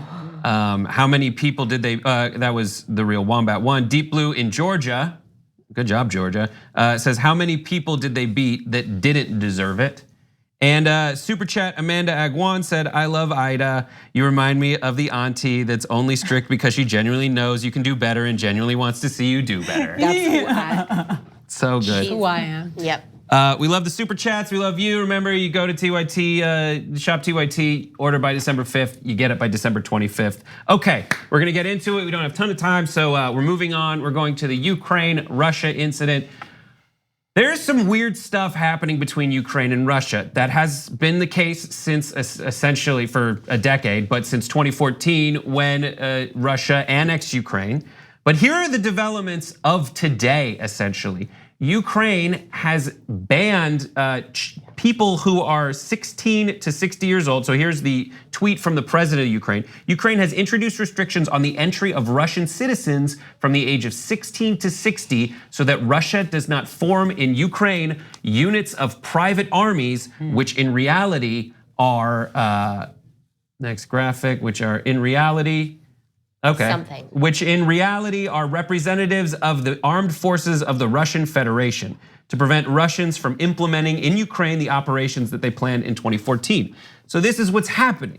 Russia, Ukraine, been on really sour terms for a long time, but specifically in 2014, they annexed Ukraine, turning they annexed Crimea, turning Crimea from a Ukrainian property into a Russian property. And they did that by slowly moving Russians in there, according to the Ukrainians, and building little armies and fomenting rebellious dissent that flipped Crimea and still operates in the eastern part of Ukraine. So it's so fascinating. And I know not everybody's really in international relations, but right now the Ukrainians are trying to close down an eastern border with Russia that in some places is run by rebellious groups that are favoring secession into Russia. In 2014, the Russian-backed separatists formed units, I already said that. So soon after the conflict began in 2014, Ukraine started building a wall. No. Yes, this is just so crazy. Oh, all this stupid wall building. A system of fortifications along the border. However, the project is still unfinished due to a lack of funds. To further complicate the matter, hundreds of kilometers of Ukraine's border are de facto controlled by Russia, as I said, and pro-Russian separatists in the east. So that makes it difficult. All of this is additionally in response to what happened over the last few days, which is essentially one of the reasons that Russia annexed Crimea is to control a little strait that gets that is a very hotly called for area of passage in that region of the world, and Russia really wanted to control it. And they just exercised a bit of that control in their minds by ramming into and attacking 3 Ukrainian ships and seizing their crew and sending them over to Moscow. And what's crazy about this is the Ukrainians are like, those were international waters. And the Russians are like, we're gonna hold them for 2 months in Moscow while we do an investigation. And then like the international community is like, here are the coordinates where you seize the shipmates. And those are literally coordinates in international waters. And it's crazy. All of this against the backdrop of Trump in Argentina at the G20. Is he gonna have a meeting with Putin or not? They canceled the real meeting, but then they announced there would be some kind of impromptu meeting, which as we mentioned this morning on the Damage Report, you can't announce an impromptu meeting before it happens. But I mean, this is what's happening in Russia and the Ukraine on Donald Trump's watch, which by the way, if you listen to Donald Trump in the international relations arena, he says the reason that I am so much better than Obama is because Obama's so weak. He let Crimea get annexed in the first place. Well, what are you doing in the meantime, showing your strength when Putin is literally just exercising whatever activities he wants in that region of the world? I did not know that the annexation of Crimea was done by like sending people over and sort of I had no. That's kind of like when you like decide you're gonna be good and you're like, I'm just gonna have a vodka soda, but you know what? I need a little bit more vodka. I need a little, and then you pour more vodka, and suddenly you're tanked, right? Like the whole drink is vodka. That's kind of like. This shows what of a drunk I am. But also, that's a good analogy for how they took over Crimea. So it makes sense that now Ukraine is like, okay, no more Russia. You guys did this before, and we know this is a thing you do. You just send people over, and they're like, I'm just on vacation, and suddenly, like, you're taking over the country. But to block an entire generation of Russians from entering the country. Also, Ukraine announced martial law in that region, which the Russians say is he doesn't want to have an election in March. No, he's doing it because, well, I don't know why specifically he's doing it, but here is the regions of the world that are affected by all this, a map of Crimea. As you'll see, Crimea is in yellow. Russia has built a bridge recently across the Strait of Kerch, and that's where it all took place. The area in green is areas under Russian control because of sending men between 16 and 60 into Ukraine to foment dissent. You know what though? Today my theme is empathy. Right? That's my theme, and I think it's very. It sounds like a familiar narrative that we hear. We don't want to let those people in because those people are criminals and they're coming here to take what's ours. Build that wall. You know, it's interesting how this tribalization and all of this operating and generalizations of people is really an infection. Again, here we go. This is my word again. Throughout the world, and it's just interesting to hear. That people feel that this specific group is that dangerous because that's what we hear all the time about brown people. You know what I mean? So perhaps it'll give somebody a little empathy, you know, and I'm all about you feeling it so you can understand what it feels like. Yeah. I kind of do. I appreciate what you're saying, and I kind of hope that people don't analogize it to what's going on just because Russia has this history of taking the land and taking the property from Ukraine and taking Crimea. And so it's like they have this history already and they've seen what Russia will do. So I could see why they're saying just no. And then also the fact that they're still holding the Ukrainian shipmen and they're gonna like, oh, we're just gonna hold them for 2 months after we seize this in international waters. It's completely, rogue? Yeah, but you know what I think about is that there are some Muslims who are ISIS and who are terrorists and when they take over places, but that doesn't mean that everybody who is, you know what I mean? So, look, I'm not creating I'm not trying to stand for the Russian way of, bullying them. I mean, we got our own Russian problems in America, so we feel you, Ukraine. Yeah, and Vladimir Putin is a bad MF. He really is. Like, he already was, but then did you see the video today of him high-fiving? Mohammed bin Salman. Oh man, they were you could tell they homies. That was easy He was homies. so proud. He was like, yeah, you killed a journalist. High five. Up here, brother. Like, it was so diabolical. Sickening. Like, he should be a Marvel villain. And your boy, because I don't say his name anymore, come get your mans. Your boy is off in the corner saying, I want to be over there with them. Yeah. I want to play in that sandbox. You guys, we're gonna take a break. When we come back, we're gonna watch a little NRA TV. And then, is it Covfefe 2.0? We'll tell you after this. Go to my Twitter feed right now.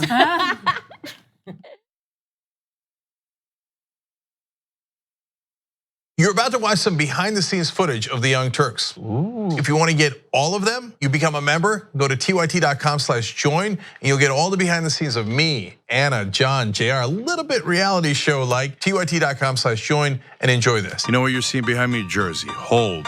Watch me flip this camera. However I flip it. Do I flip it like this? No, I just took a picture. I'm bitsing right now. What? Behind the scenes. Oh, okay. For members? I don't have my face on. She doesn't have her face on, folks. Oh, that's JR's ass right there. You can't take 5 minutes off, can you? No, I can't, Johnny Pie. I said it was live stream, but I was lying. It's not a live stream. It's just for members. Bitsy, this is my cat. You know what his name is? Kiki Cat. Animals are innocent. Control room and the insanity is obviously there. Right now, as you can see, I'm directing or tech directing. I'm so happy to be here. This is what like a Labor Day beard looks like for Cenk. Man, you're a Young Turks viewer if you recognize me like this. Such a big fan. Oh, thank you. You are the one person in my life I would love to meet. What's going on, guys? This is a Bitsy or a BTS or behind the scenes with Hassan Piker, aka Woke Bay. Oh, hi, I didn't see you there. I have finished my show, The Damage Report, and now I get into a really awkward time of the day. When I'm sitting The control room is right there, okay? So I can see Bart. That's really cool. This is the Pittsburgh office, by the way. Referred to often as the boiler room. Look at this masterpiece that I drew. You see how it's ripped? Is it super unprofessional to wear that at a business meeting? Or am I like cool rebel? I just finished doing the power panel and I'm fired up. What do you do for TYT?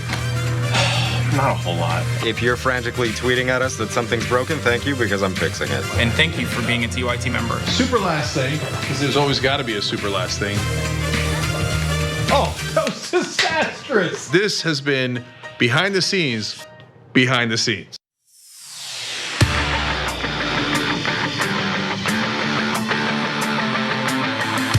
They'd rather lose to Republicans than have a progressive win with them. That's how dumb the corporate Democrats are. It's the Democrats who lull you to sleep, and at the end of the day, they're the ones who push the right-wing agenda. Whoever wrote that, I'm sure they were typing with one hand and going like this with you. The Democrats are dead. The way you feel right now, that's how a chump feels.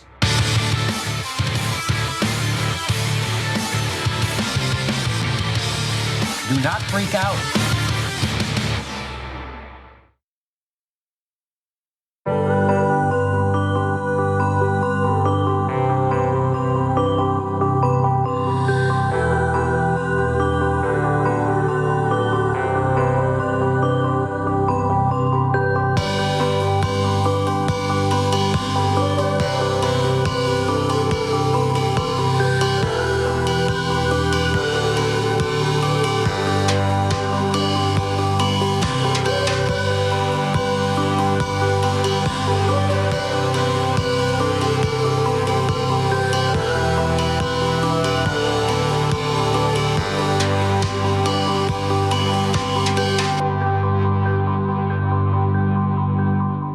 Public opinion, your opinion, has zero effect on public policy. The richest people in the country, their opinion has a direct effect. Leslie Byrne, a Democrat from Virginia, describes that when she went to Congress, she was told by a colleague, quote, always lean to the green. And to clarify, she went on, he was not an environmentalist.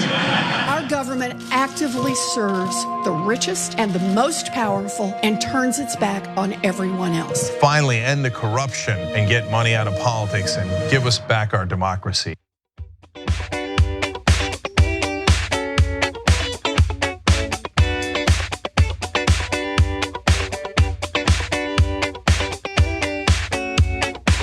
Welcome back to what remains of this episode of the Young Turks for the week. Not a lot of time, let's get right into it. Okay, so we watched NRA TV. There's a guy named Chuck Holton who hosts a show called like Relentless or Relentless is what it's called. And he saw a video put out by Northwestern University that teaches what the Department of Homeland Security tells you to do in cases of an active shooter. Here is what he thinks about that. People do want the ability to be able to protect themselves, but today's culture kind of trains that out of them, and it says, no, you can't do that. Only people who are qualified and trained can do anything. You know, one of the things that they're even seeing problems with in the U.S. military today is that guys are coming into the military that have literally never enforced their physical will on another being in their life, and so they don't have any idea how to do that. They've been taught in a zero tolerance school for violence at all, and that's not necessarily bad, except for the fact that this is what you end up with. Oh, okay. Well, you know what, kids? When I come home, I'm enforcing my physical will on both of you. That's right. You didn't get that practice in? When I went to college, I enforced my physical will on most people. Hi, laws. Hi, laws of the United States that say you're not supposed to impose your physical will on other people. Who is this person? Okay, Chuck Holton clearly thinks he's Chuck Norris and that we all live in a bad B-level action movie. Exactly. He likes to render beatdowns. I think it's only in his mind because he looks like that guy who the moment something goes down, he is hiding or he's urinating on himself. Yeah. But essentially, he doesn't look like he's gonna do a thing. What he's complaining about is that when guys get to training, they don't know how to beat people up. Yeah, that's why they're in training. You're training them to do all that stuff. They'll learn it. Exactly. Oh my God, the worst part about training is we have to train people. Here is his next statement. Let's just watch it. And that's the problem with the left today, is that they want to try to say that they will make you safer by making you more vulnerable, by taking away your ability to do anything about it. And that's why those clowns from Media Matters, if they were ever in a situation like this, they'd be curled up on the floor in the fetal position and not helping anybody. Oh, wow. That's okay. You, really dangerous. Chuck Holton, you and your pretty eyes. With the left, they want to... No, no more of him. In my dreams, I'll hear that voice. You know what? It's really sad that this conversation, what's wrong with the left, what's wrong with the right conversation, is solely driven by dollars now, and really not about what it should have been in people's humanity, personal morality. I come from a high conflict neighborhood. I grew up in I went to a high school where 17 people died from freshman to senior year. I never wanted to impose my physical will on anybody. All I wanted to do was survive. And this whole rhetoric that most people want to defend themselves and that it has to be done with a gun is being fed by people who are making dollars from people who sell guns. And it's so toxic. The only other guy who sounded more ridiculous than him was the guy on the show with on Showtime that said, arm the toddlers. Arm the toddlers. It's just, no, most human beings don't want to walk around like we're in the Wild Wild West armed and we shouldn't have to feel like we have to defend ourselves. Well, according to the Department of Homeland Security, what you should do in a situation like this is first attempt to escape, and then hide and make barricades if escape is not possible. And finally, as a last resort, and only when your life is in imminent danger, attempt to disrupt and or incapacitate the gunman. So there you go. That's your Department of Homeland Security, who I'm pretty sure the NRA likes quite a bit. How many more casualties do you think if people just start charging shooters who have no experience? Thank you. That's not okay. That is increasing a body count. It's ridiculous. And something I think is really silly too, how he's saying in the military you have all these people coming in who have no experience exerting their physical will on people. It's like if they had experience in that, then they'd have a criminal history and therefore they would not be in the military. So it's just one of those things of, it's just really ridiculous reasoning to the point where I wouldn't even say it's reason. Well, speaking of things that have no reason, we leave you with this. Rudy Giuliani brought you Covfefe 2.0, essentially. Replying to his own tweet about Michael Cohen's plea, he said this. Kimim degree has F. Wait a minute. I think it speaks for itself. You gotta say what you said. I was like, how did you get that degree sign? I'm serious. Like, part of me was like, whoa, what like computer thing are you on? What's your keyboard? Seriously. What tab are you hitting to get the degree sign? If you put a gun in my head, if the NRA put a gun in my head to find the degree sign, I'd be like, I'm impressed. I got nothing. I am. Well, I'm impressed with you ladies. Thank you so much. Thank you. I'm impressed with myself today. I'm impressed with your jacket. Yeah, that's right. Oh, it's highly debatable. All right, thank you so much. We'll see you next time. Bye-bye.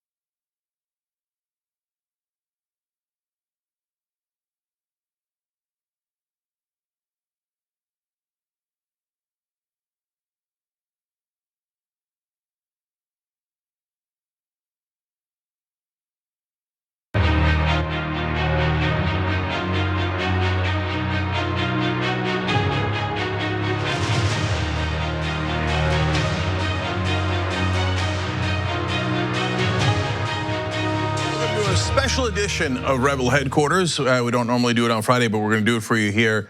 It's because we have a great guest. Joining me now is Ro Khanna. He is one of the best progressive fighters in Congress and showed that throughout the week today. Congressman Khanna, welcome back. Thanks, Cenk. Thanks for having me on. Yeah, no problem. So I want to talk to you about a number of things, including progressive victories and losses in the House. Speaking of victories, though, let's start there. You and Senator Sanders worked on a bill to make sure that Amazon paid their workers $15 an hour. And to great derision in Washington, that'll never work, except for the fact that it worked. So now you're on to Walmart, and you've got a Stop Walmart Act. So what does that do? Is that very similar to the Amazon bill? It's similar, and I appreciate your pointing out 350,000 workers at Amazon got a raise. And when we were getting criticized, Senator Sanders said, that means we're doing something right. On Walmart is spending $20 billion over 2 years on buying back their stock. And what our bill says is before you can buy back stock, you need to pay workers $15 an hour. You need to give workers at least 7 days paid leave, and you shouldn't have CEO pay be more than 150 times the median wage of workers. Only then would you be allowed to buy back stock. And the reality is, if Walmart took the money that they're spending on stock buybacks to raise wages, they could raise wages to almost $17 an hour. We're just saying raise them to $15. And what has been the reaction on Walmart so far?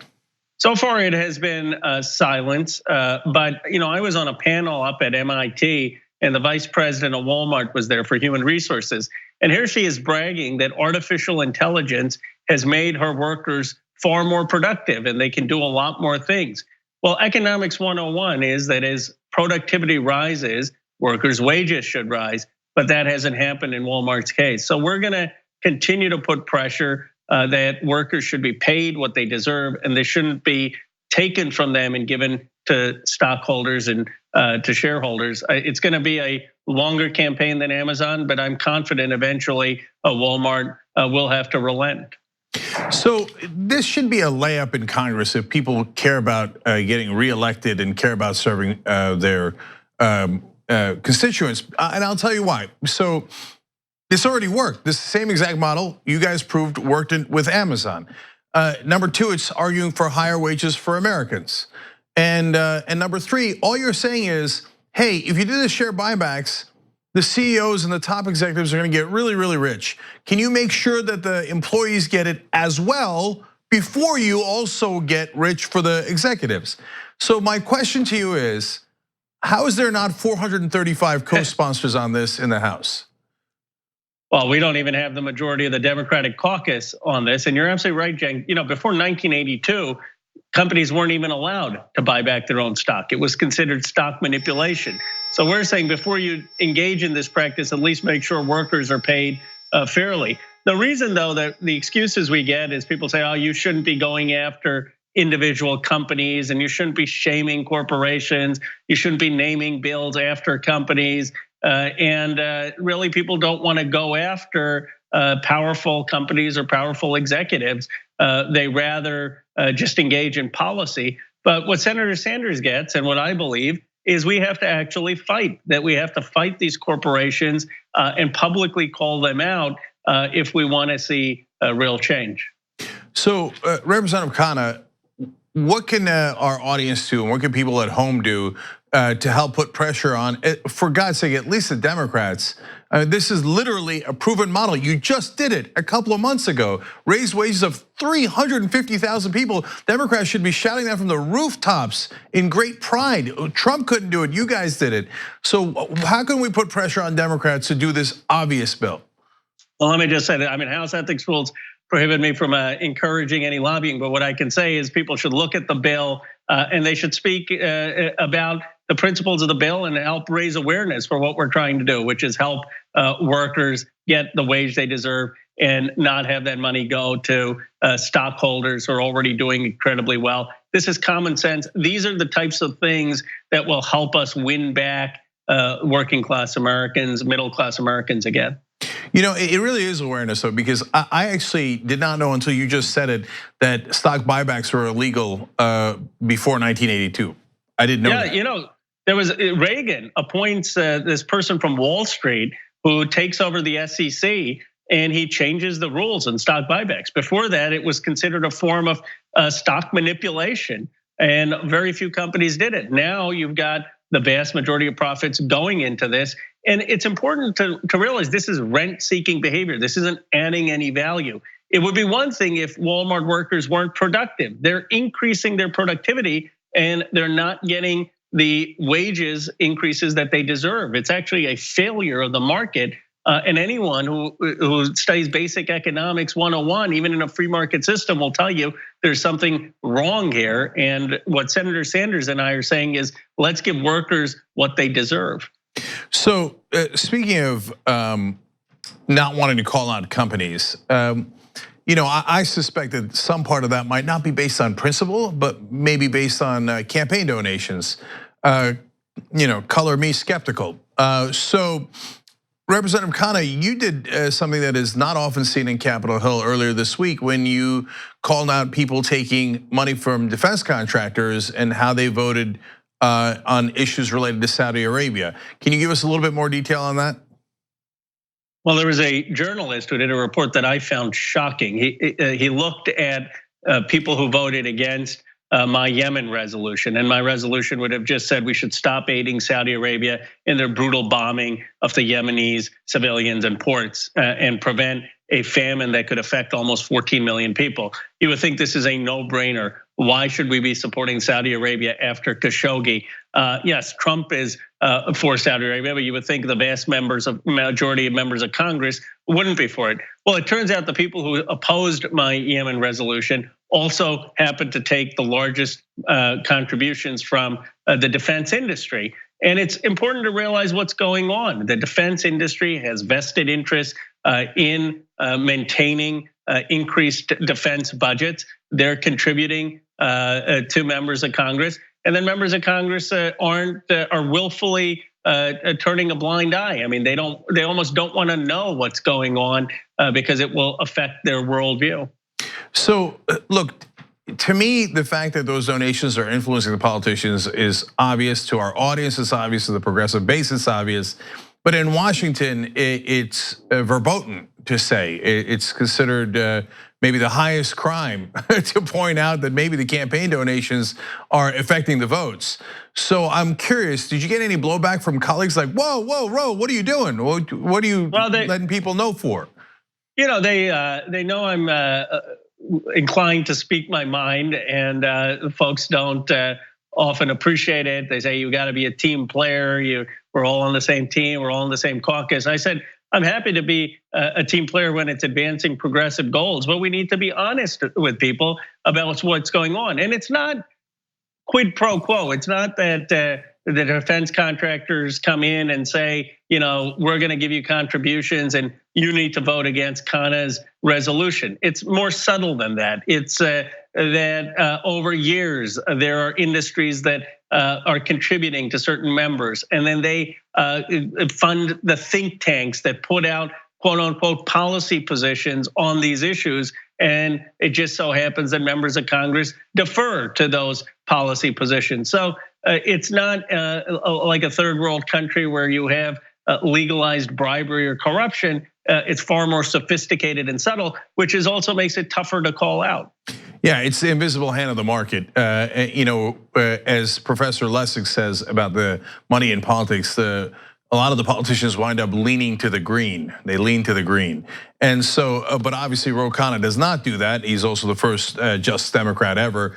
And so we need progressive fighters like that. Speaking of which, that brings us to our next topic.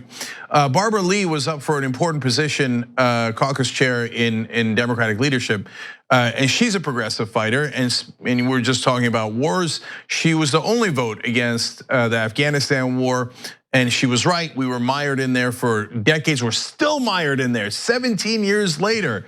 And she was the lone voice, and she was incredibly brave for doing that. And she's an African-American woman. She would have been the first African-American woman in leadership of either party, and they voted her down. So how disappointing was that? very disappointing and shocking. To put it in perspective, Shirley Chisholm ran for a caucus chair back in 1977, and she got 100 votes. African-American prominent voice ran for president afterwards. Barbara Lee runs in 2018 and gets 113 votes.